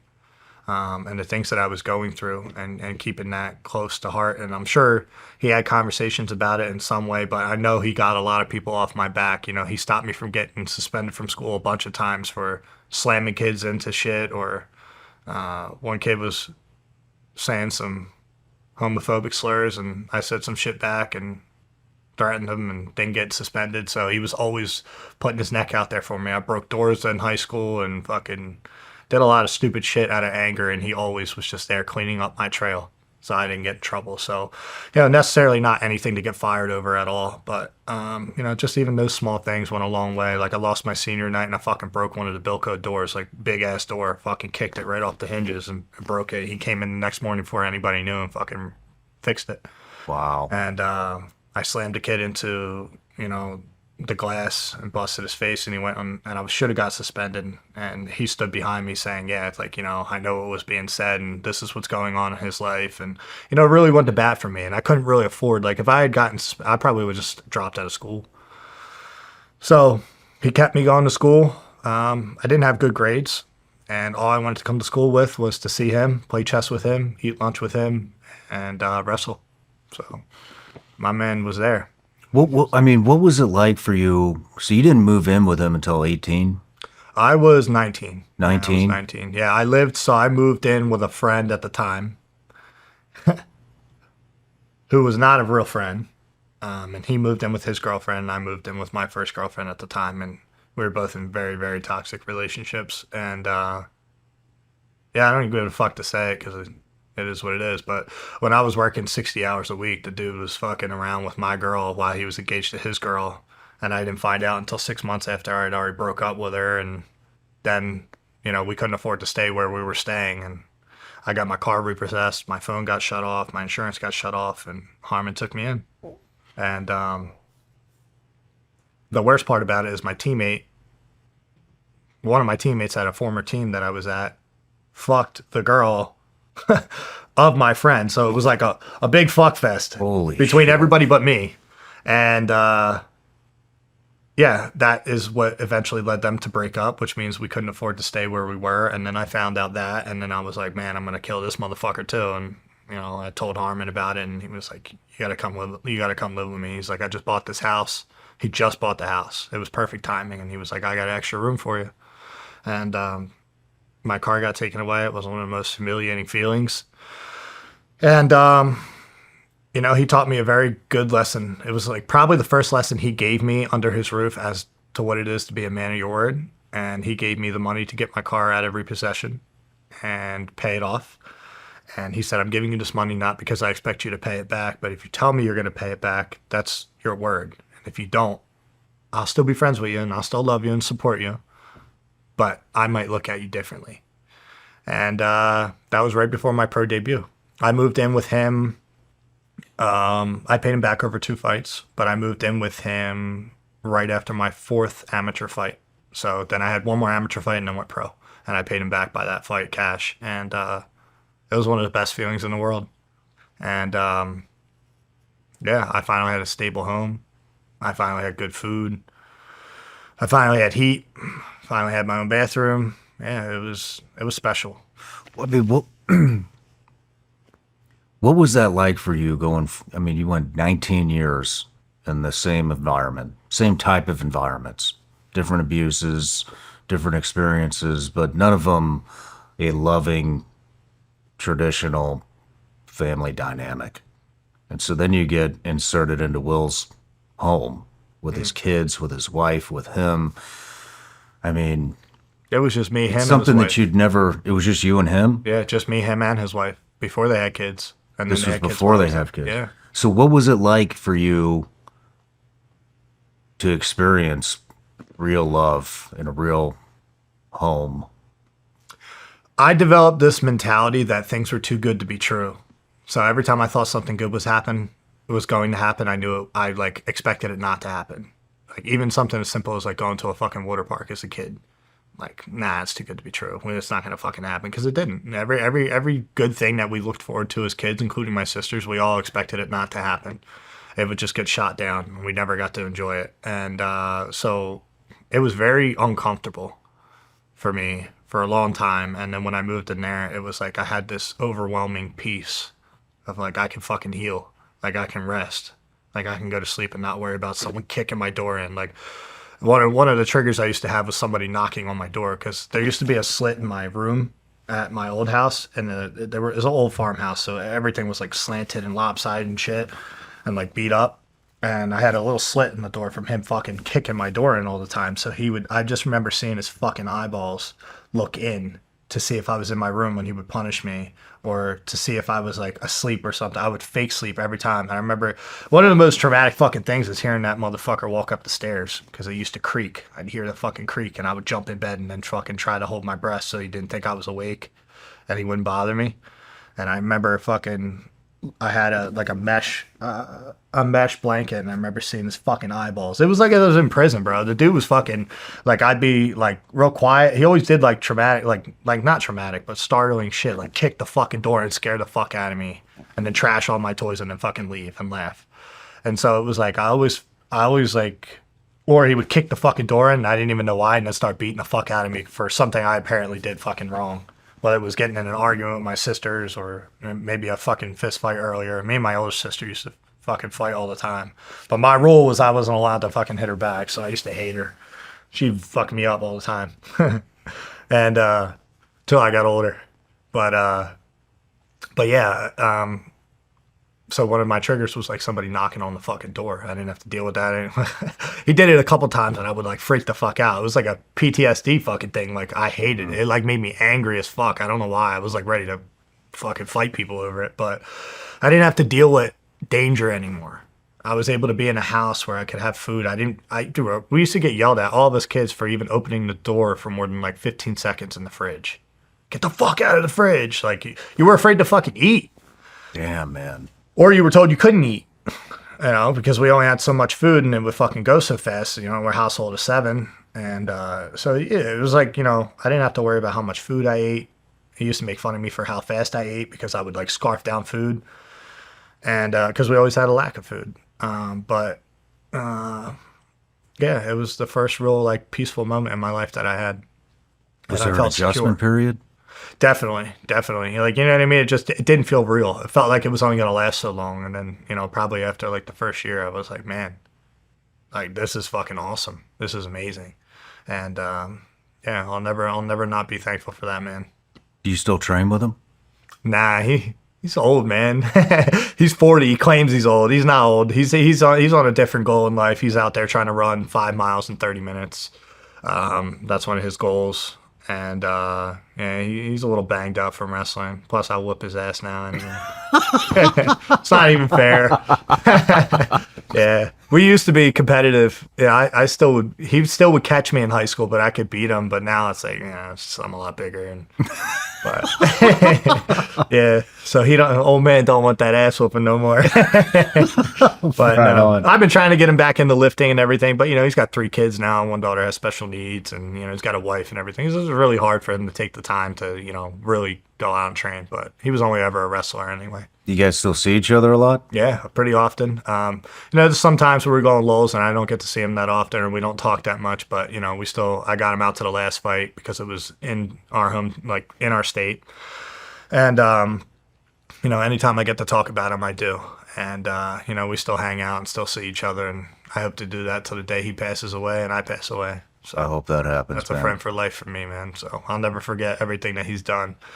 And I'll always cherish our lunchtime periods, playing chess, splitting the sandwich that his wife would make. I've never seen somebody put so much meat on a sandwich, but it was banging, man. It was banging. I used to think that was like the most, like, man, how do you afford this? Like, that's how broke I was. Man. Oh, man. So yeah, no, Harmon is a godsend to my life, and for sure saved my life from very, very, very dark times. And, he literally looked at me when he took me in, and he said, I believe you can make it. And he's like, and I want to see how far you can go, and I want to see what you're made of. And you can live here for free, but if this is what you really want to do, I want to see you chase it. That's all I did, bro. Eat, sleep, train. Just kept going. And that's why when I lost my first Contender, that's why I felt like a fucking loser. Because when they told me it was over, I was like, I lied to everybody. Little did I know. Well, let's move into, so I mean, 19, you're living with him. You had already gone pro? No, so I turned pro by the time I was 21. I had 5 amateur fights, 21 or 22. When did you start fighting amateur? 2017. 2017. How old were you then? 19. 19? So I had already had fights by the time I moved with him. I had 4 fights by the time I moved with him, and then I did my last amateur fight with him, and then my pro debut. So I think it was 19 or 20. whatever I was, I'm 28 now. Full MMA fight?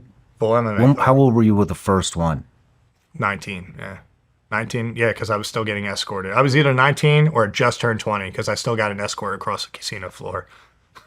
Holy shit. Yeah, and Harmon was the escort. How did that come about? How do you transition from wrestling jiu-jitsu into So I always full-blown had this MMA? dream, though. I always had this dream. I Yeah. always wanted to fight. I always wanted to fucking be in the UFC. I always envisioned people chanting my name and 20,000 fans and me walking out and in the UFC. It was never anything else. It wasn't Bellator. It wasn't one championship. It was always UFC, UFC, UFC.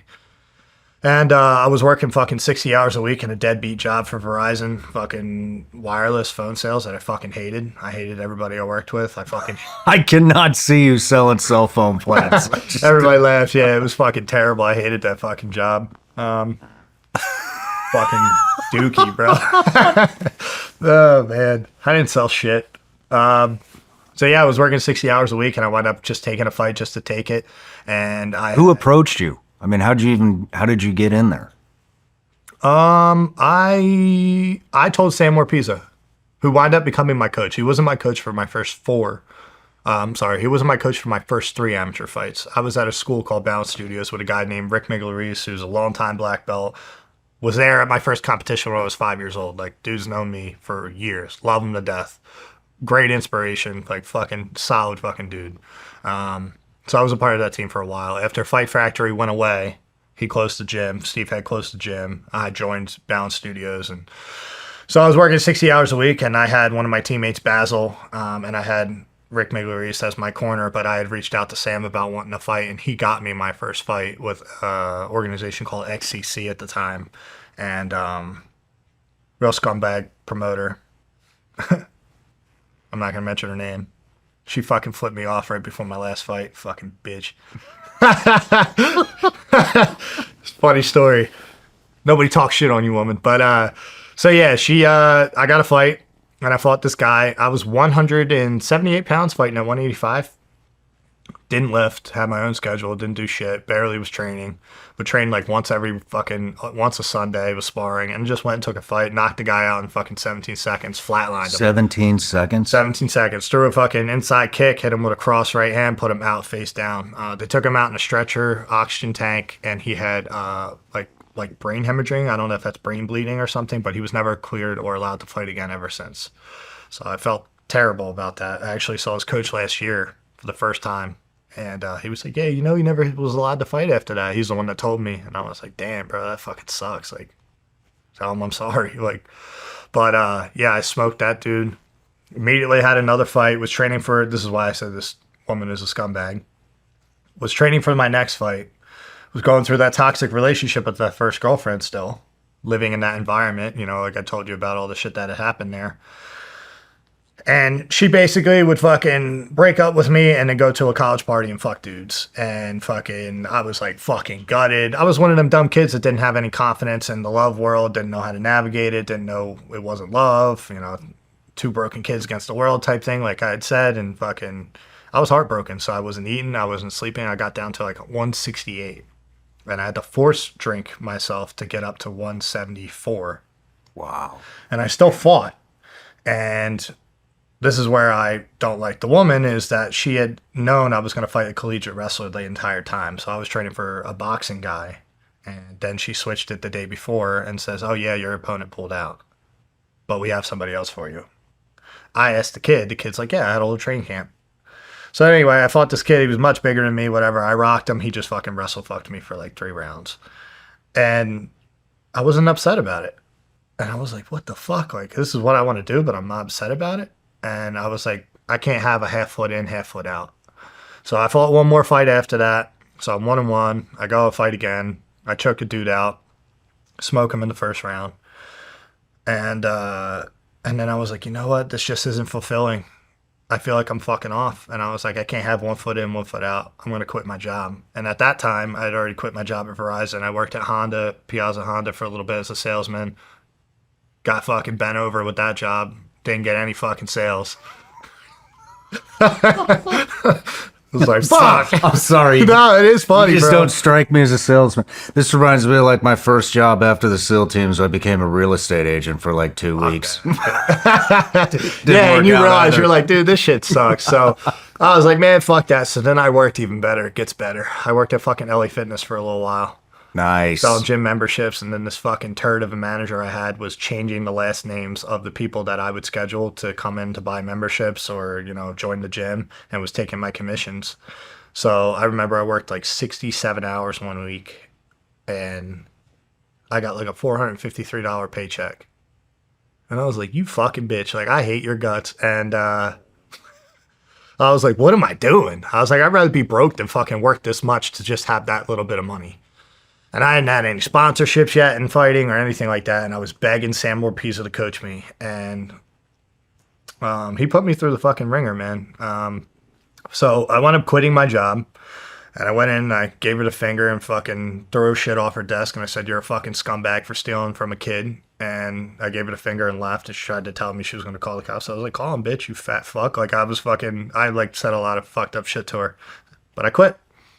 And then I just pursued fighting full time, man. And I always knew I could have done so much more because I would go in and train with guys that were training full time and hold my own and do better than hold my own. And I was like, man, these guys train every day and they're bigger than me. They got strength conditioning. They have money for supplements. And I'm still fucking them up. So I finally got serious, man. And I was like, this is it. Plan A or nothing. And that's when my car got repossessed, all those things. So then I fought another fight against this guy I had real beef with. It's a hilarious fucking thing. He was like talking shit. He was going to eat McDonald's and knock me the fuck out. He said he was going to put his nuts on my face if he knocked me out, all this shit. Mind you, this guy's like 34, I'm 20. So I was like, all right, bitch. Like, you know, it was the first time that I sold tickets. I was in the negative every time I sold tickets before that. I didn't sell shit. Nobody wanted to see me fight. Nobody gave a fuck. This one I sold 150 tickets as an amateur, which was huge back then. And I actually made a couple $100. And I knocked him the fuck out. I dropped him with a jab. I was screaming. I was like, get up, motherfucker. I was like, come take my name. Talk all that shit. I was like, get up, motherfucker. Like, I tried to kill this guy. So then I fucking send him to the shadow realm, knock him the fuck out, and knocked him out bad. Like, he was in a pool of blood. Like, split his fucking mouth open and put him out one shot. And that's when my career really started taking off. That's when people were like, yo, this kid's got something. I mean, you're known for knocking people out fast. Yeah. How do you do it? I've been in a lot of bar fights. Yeah. Never dropped somebody. That's crazy. Hey, I hit. Just doesn't connect, buddy. Yeah, I think well, that's part of the problem. You got to connect to be able to put somebody out. Yeah, I just think, you know, this is where I credit my father. I got to start so young, so my understanding is better than someone who just started. I understand rotating my hips and landing at one time and having speed. You know, it's not all about just power, but it's speed, it's timing, it's the perfect shot. When you land that perfect shot, you'll feel it whip right through your body. You'll feel it's almost like a snap, like boom, like a whip crack, and you'll feel it. It's like a wave. It like travels up. You'll see like the whip in your muscle.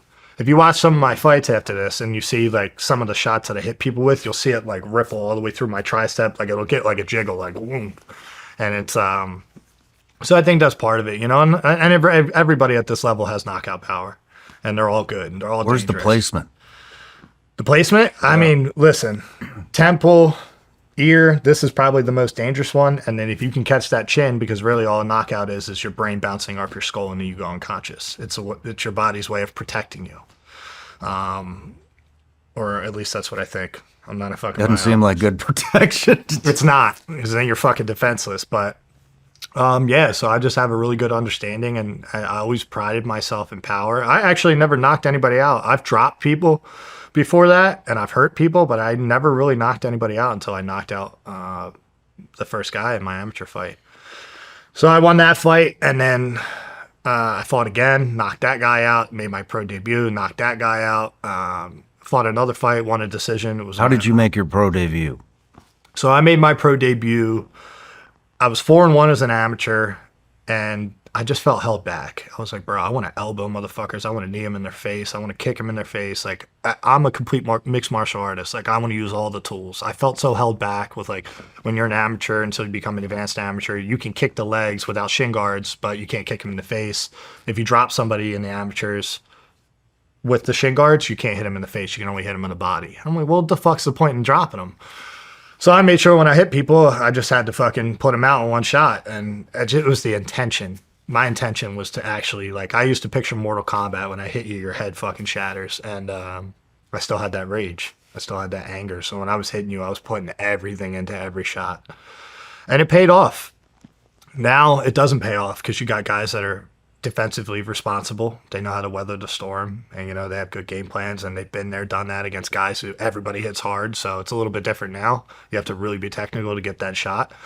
But I was ready to make my pro debut. At this point, I already got Sam came on board. Sam Orpisa, who's very monumental as to why my hands are as good as they are. He came on board for my 4th amateur fight against that guy that I told you was talking shit on me. His name was Adam Attia. Complete fucking loser. And so I beat him. I had Sam. Sam used to fucking make me show up at 3 a.m. just to see if I would show up. Make 5 a.m., 6 a.m. drive all the way to Philly, 40 minutes just to see if I would show up. And I did it time and time again.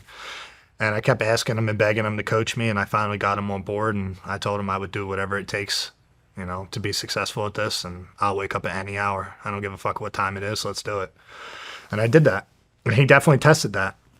And, I just started improving and getting better and getting better and getting better. I would say where I developed the slowest, though, was the diet. I didn't have money to really, eat super, super clean like I do now. But, yeah, I made my pro debut and fucking smashed the dude. I mounted him and fucking, I was just, bang. This is where I say I wouldn't stop if there wasn't a ref at that time because I was so anger-filled. Mm-hmm. That I would get off on fucking hurting people. So I remember I was sitting on top. I fucking was beating his ass for I did it in the first round, but I was beating his ass and I fucking took him down, threw him down. I already cut him with an elbow on his head and I fucking mounted him and I postured up and just started hitting him. And the dumbest thing he could have done was try to hit me back.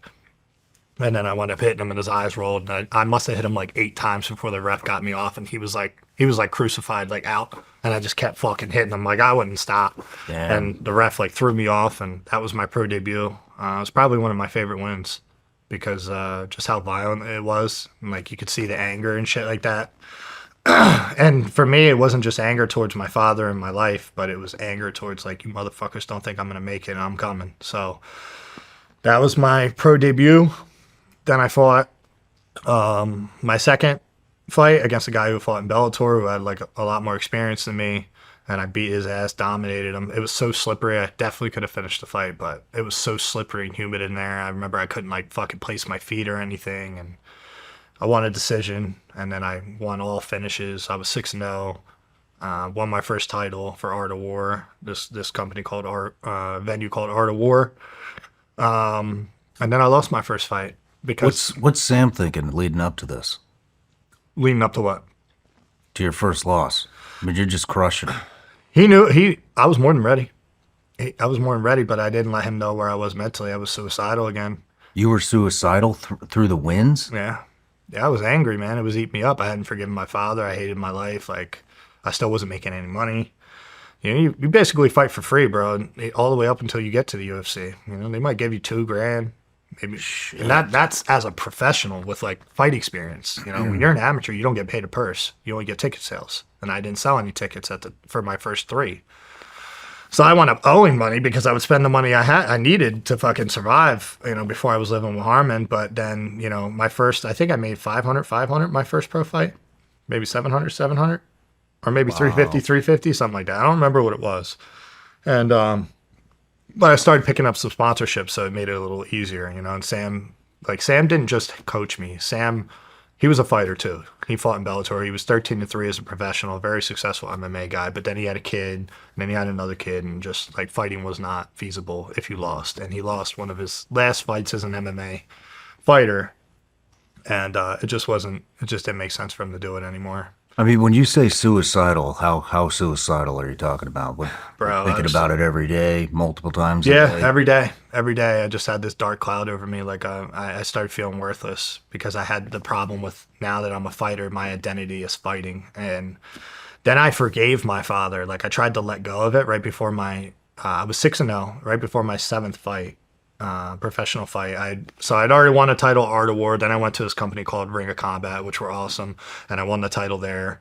And mind you, I was finishing everybody in the first round. I only had one decision, so I knocked everybody the fuck out and won the belt in like 50 seconds or something, like smashed this guy. And then I was fighting a guy who honestly wasn't really that good.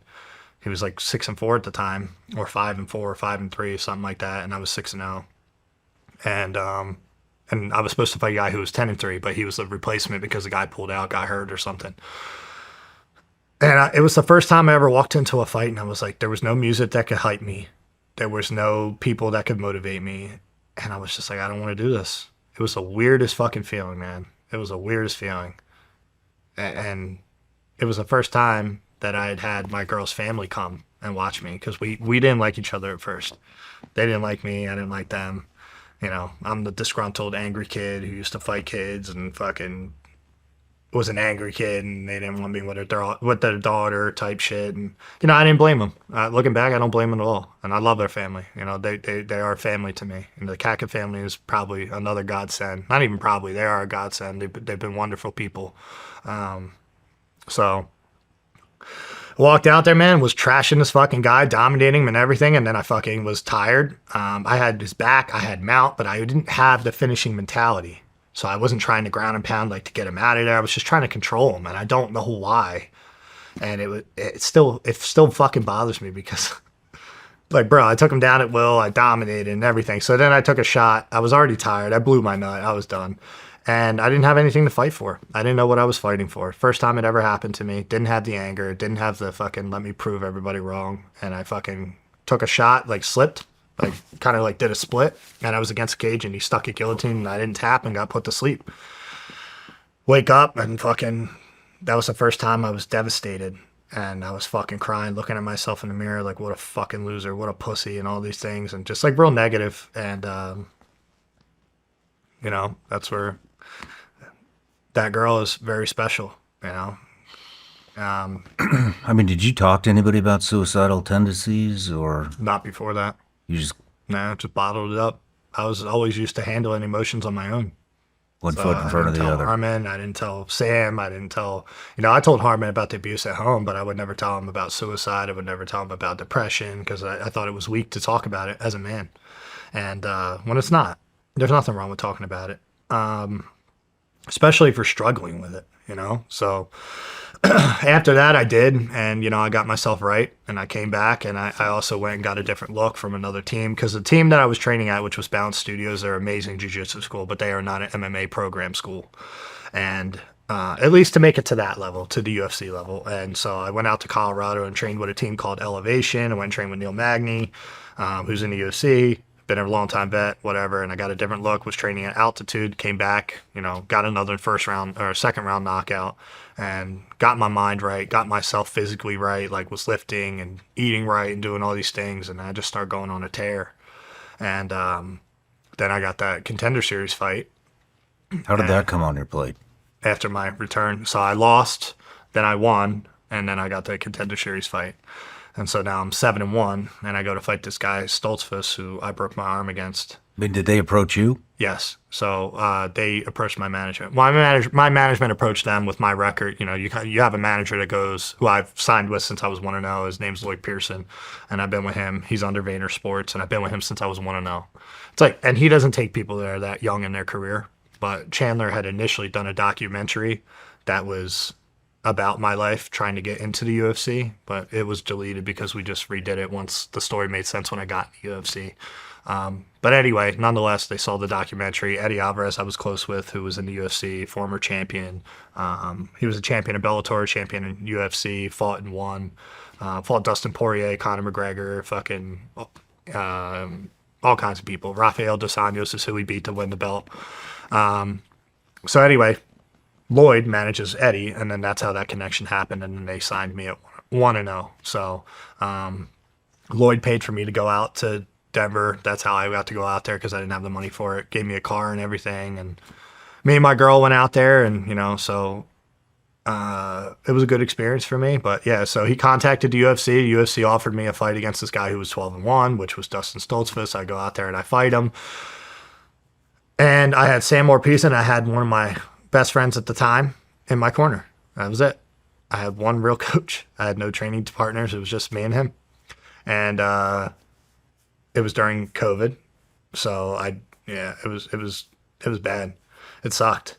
And so I go out there and I fight, and I lost. I broke my elbow, get put in an ambulance. Don't get to meet Dana White. All he posts is like, oh yeah, Joe had a dislocation, he'll be fine, because that's all we thought it was at first.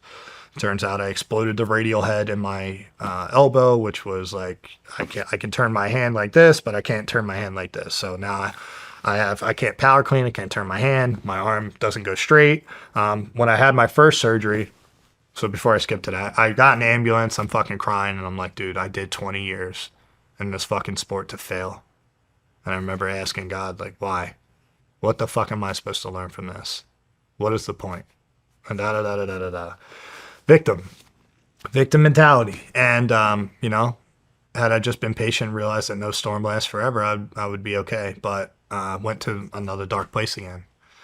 And I got the first surgery, but they told me you'd never fight again. They were like, you're done. You're not fighting again. Like, you'll dislocate it even easier now, because they had to cut one of the capsules, which I guess is like a saran wrap that holds all your joints and muscles and ligaments in place or something like that. Could be fucking that up, but that's essentially the idea.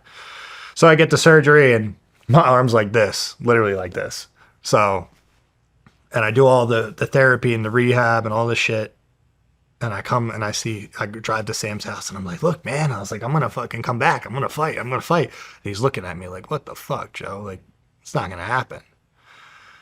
And then I tried to go back. I joined Team Marquez, which is where I'm at now. My head coach is John Marquez. Jonathan Webb's my jiu-jitsu coach. And then I was close with Shawn Brady. I knew Shawn Brady since I was 13 years old and he was 16 years old.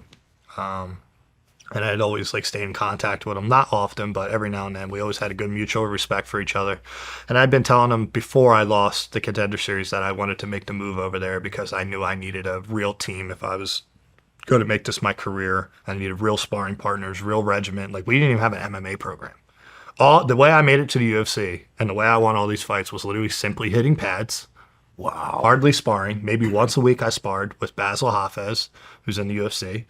I'd spar with him, who was a 70-pounder, who I would do very well against, and it wasn't enough. Wow. I had my best friend at the time that was only a wrestler who knew no fighting at all, and I would just use him as a drill dummy.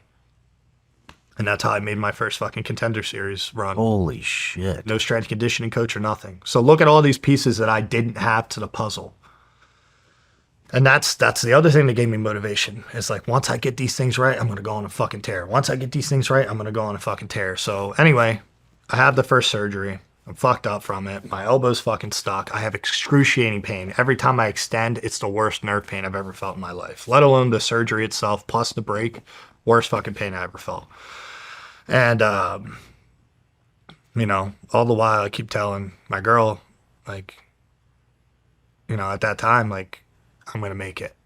I'm going to make it. I'm going to do it for us. I'm going to do it for us. I promise. I promise. I promise. I promise. So I go and I go back to the same surgeon. I'm like, look, dude, something's fucking wrong. Takes an x-ray. He's like, there's nothing we can do. Like, if we do any more surgery, like, you're going to have nerve damage. You're going to have it's going to be loose. It's going to be like flailing around in there every time you punch, which it was.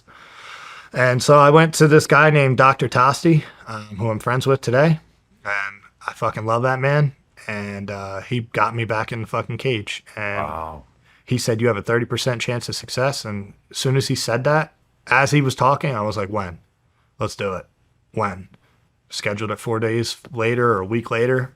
And right there in the office, and fucking went and did it all over. So I was back to square one. So I wasted a whole year of therapy and rehab just to go do it all over again. Except this time he slit the whole outside again, and he slit the whole inside. And he had to cut the capsule. I had a torn forearm still, which is why I was in so much pain for almost a year. And mind you, while having a torn forearm, they're hanging fucking weights off of you and chains and fucking making you do all this shit and stretching it while I have a torn forearm. So the pain was fucking, I've never felt something like that.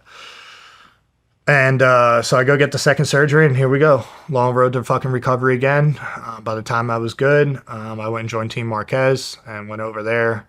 And I was training with Shawn, and, I got cleared probably 2 weeks right before I was allowed to fight. I scheduled a fight when I wasn't cleared, and then I got cleared literally 2 weeks before the fight. But 2 weeks before the fight, I break my left thumb off the joint. And I already have all these nerves. Like, do I still got it? Am I going to be able to make it? Blah, blah, blah. I'm fighting a world team trials wrestler. I was supposed to fight a former UFC fighter.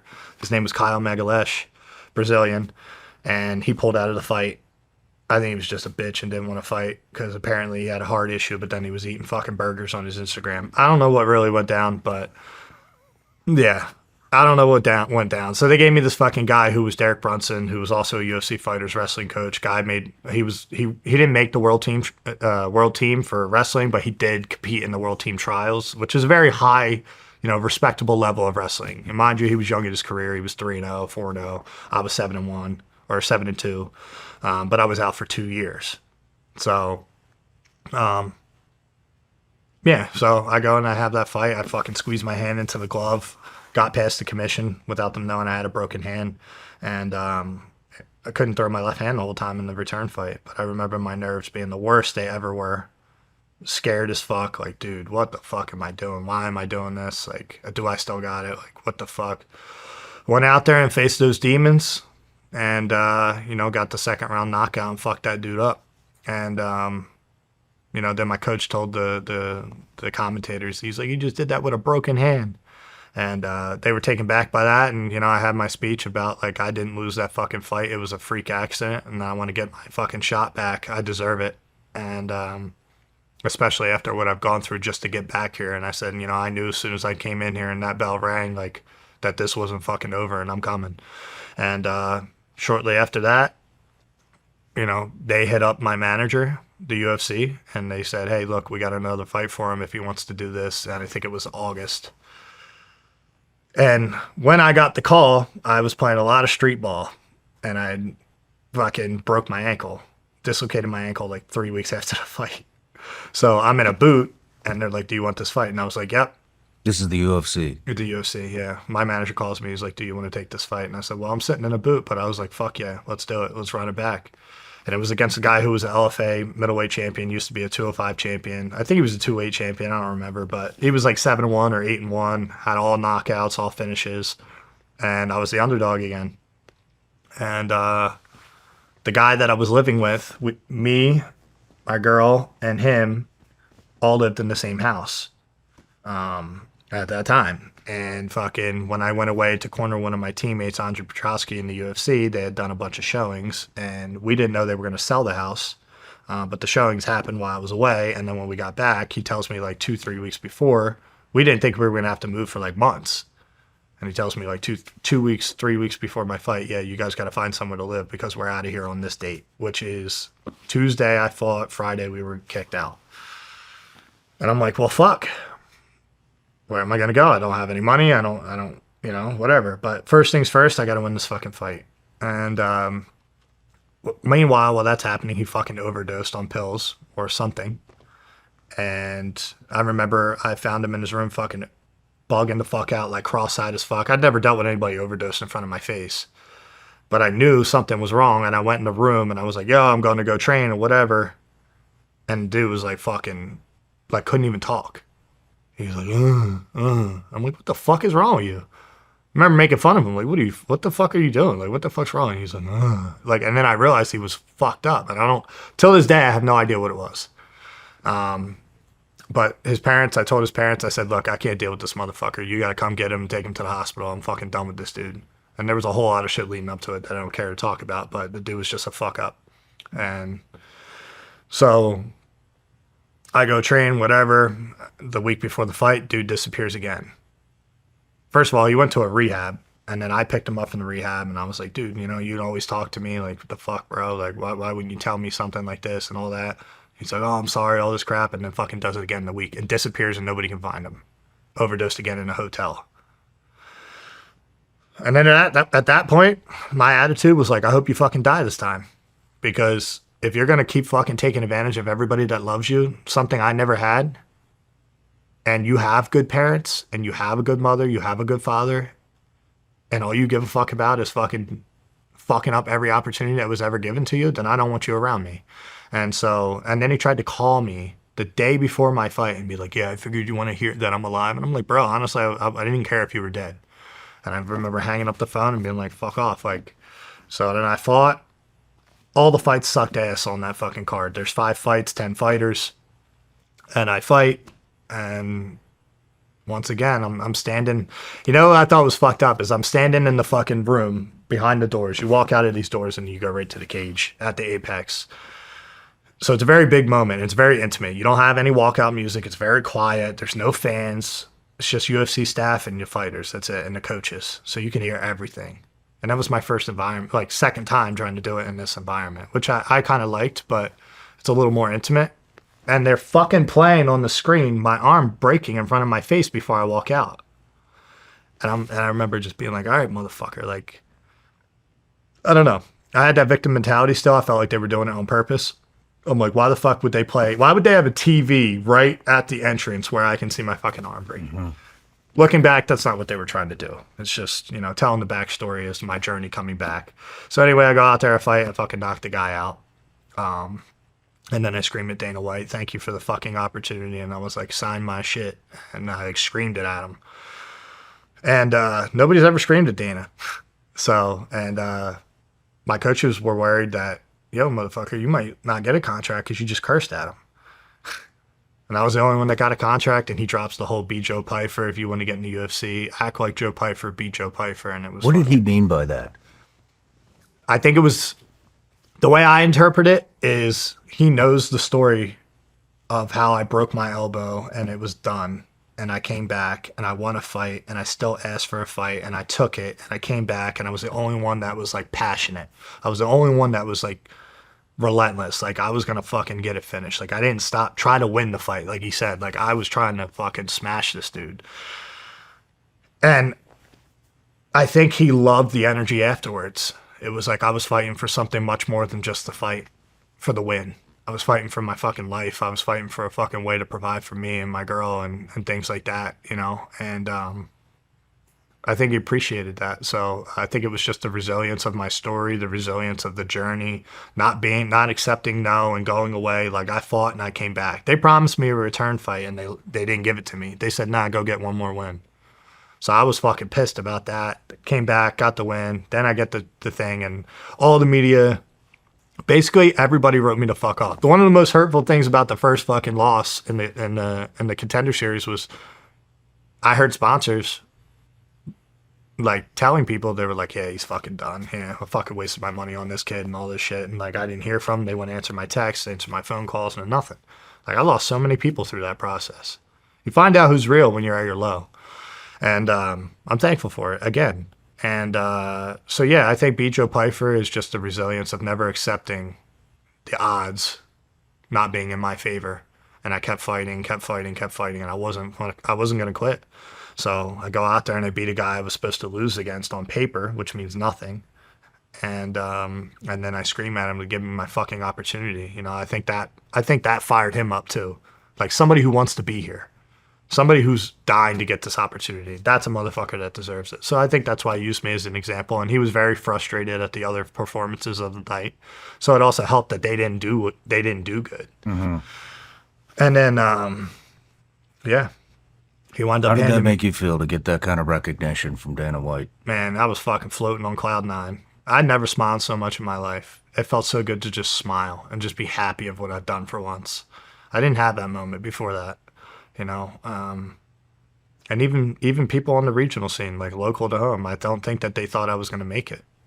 I think they knew I had potential before I got hurt, but then after that, nobody really thought I was coming back. They thought I was done, and so yeah, it was one of the best feelings in the world. And then he wound up flying me out that weekend, so it was cool how things transpired, right? So obviously I felt on cloud 9. He wound up giving me money to house me for the next, you know, I told that story for the next year.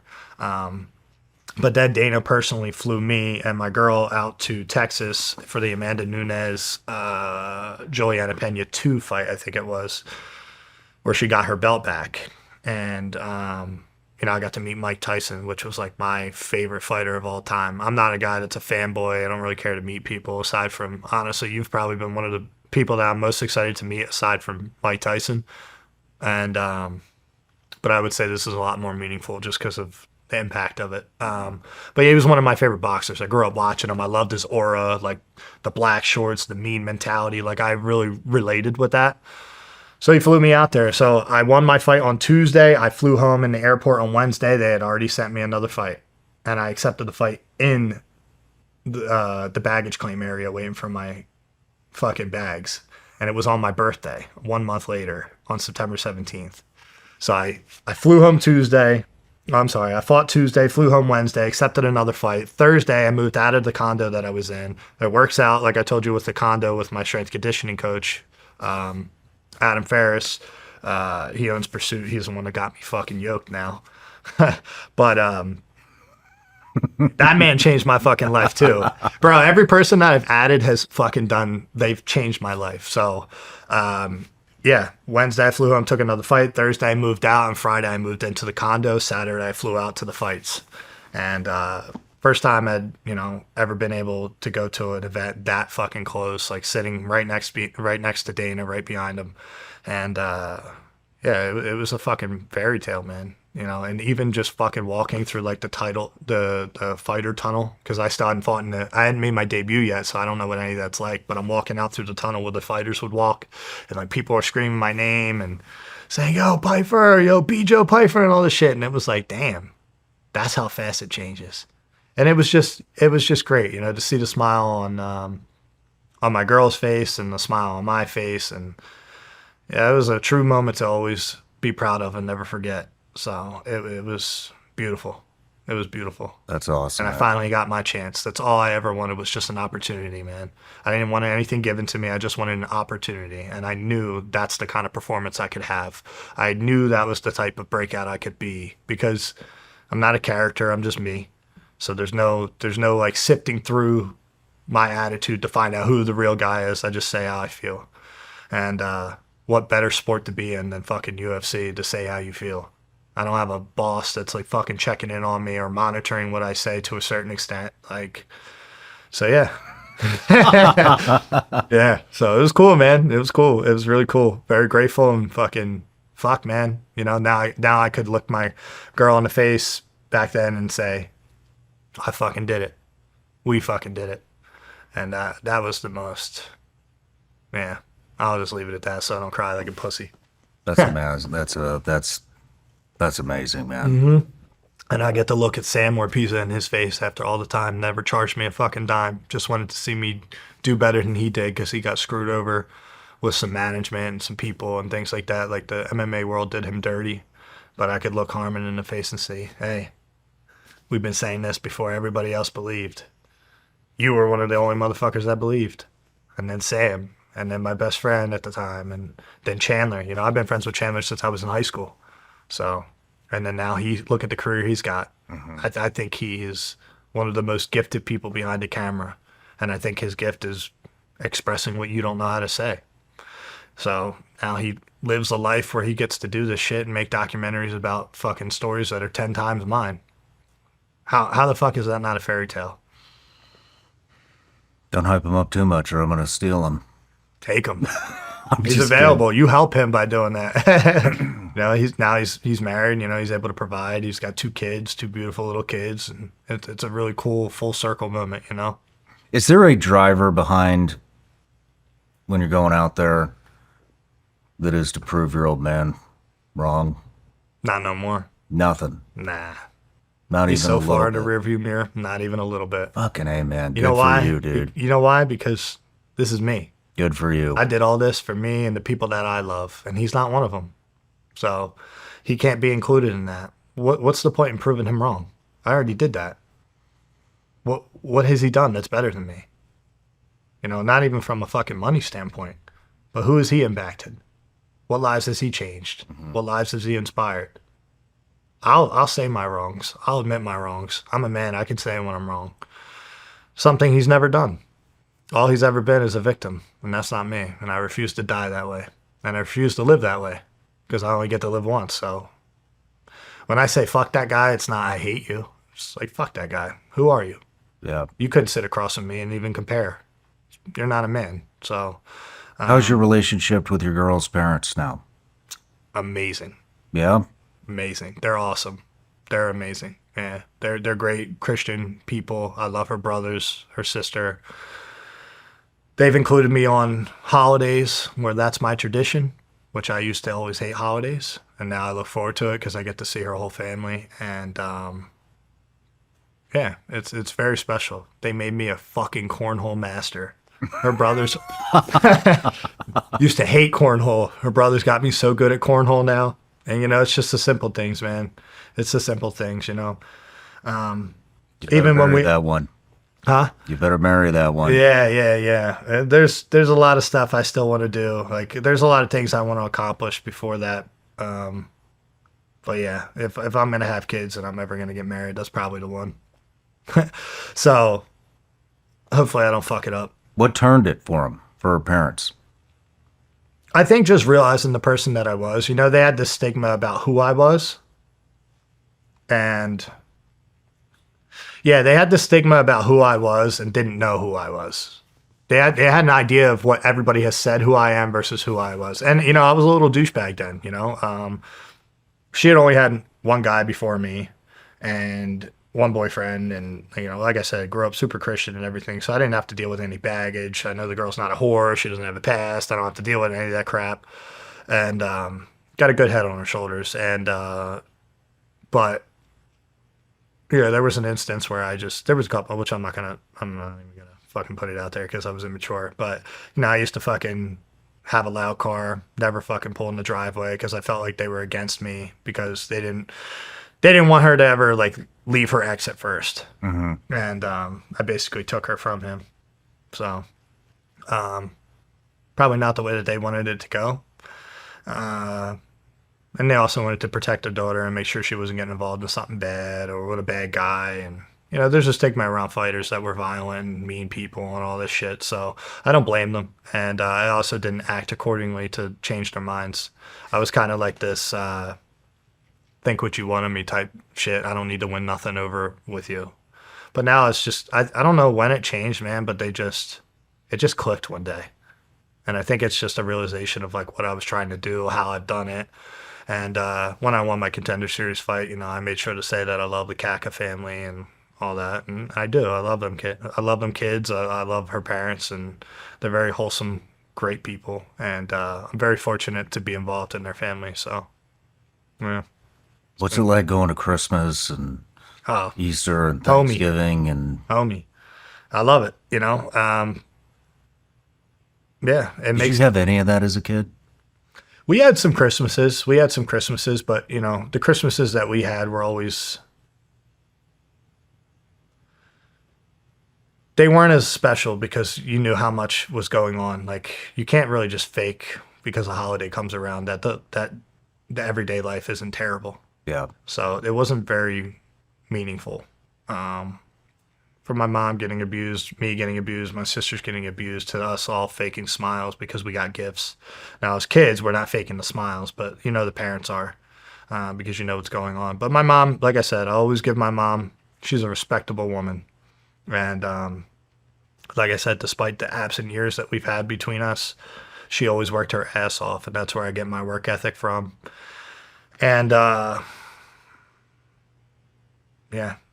you know, I hope that she is proud of herself because she did the best that she could in that situation. And she didn't make all the right decisions. And she probably... Have you told her that? Yeah, we've had that difficult conversation. You know, I've let her know how she wasn't there and didn't protect me the way she protected the girls. Have you told her that you hope that she's proud of herself? Oh, 100%. I've told her over and over she should be proud of herself. She still works every single day and goes out there and fucking hustles. While that dude sits on his fucking back, playing with his dick, fucking acting like he's a cripple. But the second you give him something ego-driven, he's on it. Guy doesn't have any physical ailments anymore. So, you know, she's probably going to work till the day she dies, which sucks, unless I have a chance to change that one day. What would you like to see for your mom? I would like her to meet somebody and be happy. You know, I don't think there's anything worse than leaving this place without a significant other. To hold hands with when you close your eyes for the last time. So I think it's a beautiful thing. And, you know, she kind of has a sour taste towards men. I think she's getting much better with it because of me. Because not all men are pieces of shit. by a large margin, I think. You know, it's definitely hard to find a lot of really good men, but I would like to see her meet somebody and be happy. And or even if happiness doesn't include a significant other, I just want to see her happy and, you know, enjoy some things. I want her to go do some things. You know, a lot of her life has been dealing with her daughter's troubles because they all have troubles. And I've tried to tell her, you can help how you can, but you're not obligated to. They need to figure it the fuck out. So, I just hope she puts herself first sometimes. So that's my wish for her. Put yourself first sometimes. You're 58 years old. You know, Yeah. your life shouldn't be fucking dealing with your kids' problems. Joe, I know you got a flight to catch, so we're wrapping up the interview, but I got just a couple of topics that I want to ask you about. One of them is, we didn't get a chance to dive into it much, but, you know, you were talking about CTD, traumatic brain injury. That's a lot of stuff that guys from my background deal with. And I know that comes with, you know, with fighting, with striking, football. With everything that you've experienced, and you said that, I think you said that you wanted to have kids in the future. Would you want your kids To fight? to fight? No. It's not the right sport to make the most money. You can go play football. You can go play baseball. The pay grade is so much different. MMA is going to be on its way there, I hope, in the future, but it'll probably be past my time or at the end of my time. But the pay grade is fucking drastically different. And I wouldn't want to see my kids, like, this is a very brutal sport. And when I say it's brutal fan base wise. These motherfuckers are relentless. They'll follow you to fuck around for a year just to insult you. Are you serious? It's that bad? Oh yeah, I'll show you some shit. But yeah, they'll follow you around for a year and tell you you're a fucking pussy, you suck, oh you're a fraud, you lost my fucking parlay, like anything and everything. Salty Joe, Poopy Pants Joe, oh you talk shit on Mexico, yeah I did, and fuck it. And I stand behind it, so it is what it is. But yeah, I mean, yeah, no, I don't think I would want it. You don't make no money. You don't make no money. You're going to fucking spend 20 years trying to be the best, and MMA is going to evolve so much by the time I'm done that it's going to be fucking impossible to get in. So I would rather see my kid go and fucking play MLB and make fucking millions, or go play in the NFL and make fucking millions. I mean, I'm a big sports guy, but yeah, so I don't think I would direct my kid. I would definitely want to teach my kid to defend himself and, you know, take no shit from nobody. And he'll definitely learn to fight. But he won't learn to fight in an abusive fucking environment like I did, because then they'll resent you. They'll resent the sport. It's honestly that way with a lot of kids, even in just simple wrestling. So, because the parents have tried to live through their fucking kids too much, and instead of just being proud of them and trying to push them. There's a fine line between pushing and motivating and fucking breaking down and, what's the fucking word? Discouraging, you know? And you got to have some positive reinforcement behind what a child is doing, or else they don't want to fucking do it. Or Have you looked into CT and TBI and shit like that? Is there any discussion about that in the fight community? About what you're in for when it's over? When these injuries? No, I've kind of steered clear of it because I don't want to fucking think about it. It's like me getting on a motorcycle and being like, well, you could fucking get smashed in the road. I don't fucking think about it. I do a good job protecting myself for the most part, but yeah, I'm going to have some form of fucking CTE because of just the training it takes to get to a fight. That's where the real damage is. And, you know, I worry about it when I do think about it. Have you looked at psychedelics at all? Are you aware of what those are doing? Like mushrooms? Mushrooms, ibogaine. You haven't? I've heard of mushrooms, and like my teammate does them. One of my teammates does them, like microdoses and shit like that. But I haven't done it yet. I want to, because I think it'll be helpful. But right now, I know that my boys over at Alp, they're protecting me against dementia, Alzheimer's, and opening up a few neuropassages. Well, let me educate you a little bit, if you don't mind. Yeah. So this came up on my radar because a lot of from explosions, getting blown up, breaching doors, falling out of helos, whatever. You know, a lot of CTE, a lot of traumatic brain injury. And so through my interviews, actually this guy, DJ Shipley, who I don't know why, I think you should connect with him. He's a fucking animal. But good friend of mine. Eddie Gallagher brought it up. He was I don't know if you know, he was a SEAL. He had brought up psychedelics, caught my ear. Then I interviewed this guy, Marcus Capone, former dev group guy, who started this nonprofit with his wife, Amber, called Vets. Interviewed him, started researching all about psychedelics. And so at the time, Stanford was doing the study on Ibogaine. And they were flying in guys that had verified TBIs, which, you know, if you look at it on the imagery, whatever imagery they're using, it shows like these black spots in the brain. These guys would fly down there, and you know, they're forgetting shit, they're losing their tempers, they're, you know, it just fucking changes you, man. It changes who you are, your temperament, your memory, all kinds, your mood, all kinds of stuff. And they fly these guys down to Mexico because it's illegal here, and they do Ibogaine. And then they'd have a rest day, and then they'd fly right back to Stanford. In every, I think it was, we'll have to pull from the studies, but everyone that came back, the black spots were gone. Done. Brains totally lit up, changes their life, changes their mood, cures addiction, cures, I mean, I haven't drank in over 3 years now, and I didn't even go down there for that. I'll drink either. Basically what it does is it replenishes the receptors in your brain, which take the cravings away. So it was like, you know, people congratulate me. Oh, congratulations on 3 years. So, dude, it was like a light switch. I just didn't want it anymore. Yeah. Came off Adderall, came off sleeping pills, I wasn't really doing any opiates at the time, but it cures it like that. And it seems to cure TBI. What is almost TBI? immediately. Traumatic brain injury. Oh, okay. So if you're getting kicked in the head, Yeah. you're gonna have TBIs. Yeah, I've been hit where I've never been knocked out, but I've been hit where I've lost like half vision. I've been hit where I see black spots. I've been hit where I've seen white flashes. So, you know, I've been doing the sport for a long time. My dad dropped me when I was 12. I was still conscious, but I think that was like the first like real, I'm sure I've had concussions before that from getting stomped, but that was the first time I ever got hit and got dropped. But yeah, I would love to talk to him for sure. Well, this is the key. Yeah. I'm giving you the key for your future. Health is wealth. Yep. So if you don't value your body, you're probably a fucking turd. Yeah. One more question.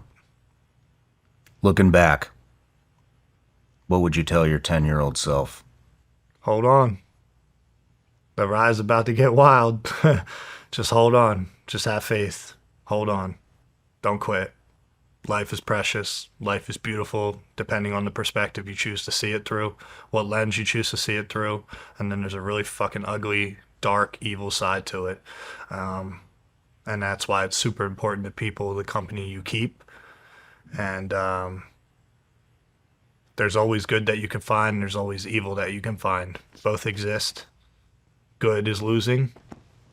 But, you know, try to keep it as calm and quiet as you can. Value being in your own home and doing the simple things in life.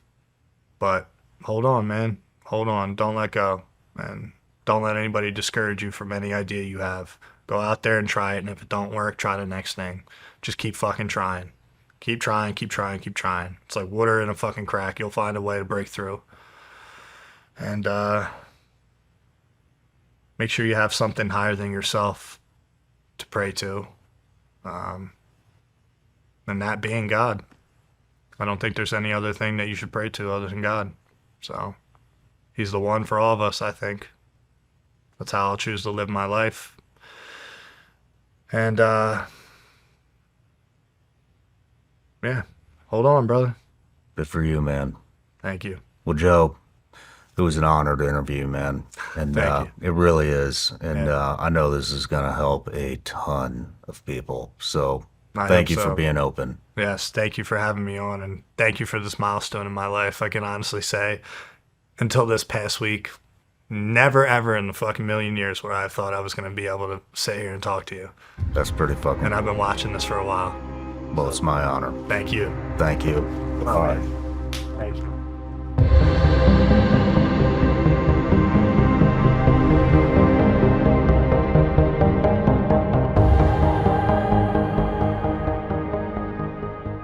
No matter where you're watching Shawn Ryan Show from, if you get anything out of this, please like, comment, subscribe, and most importantly, share this everywhere you possibly can. And if you're feeling extra generous, please leave us a review on Apple and Spotify podcasts.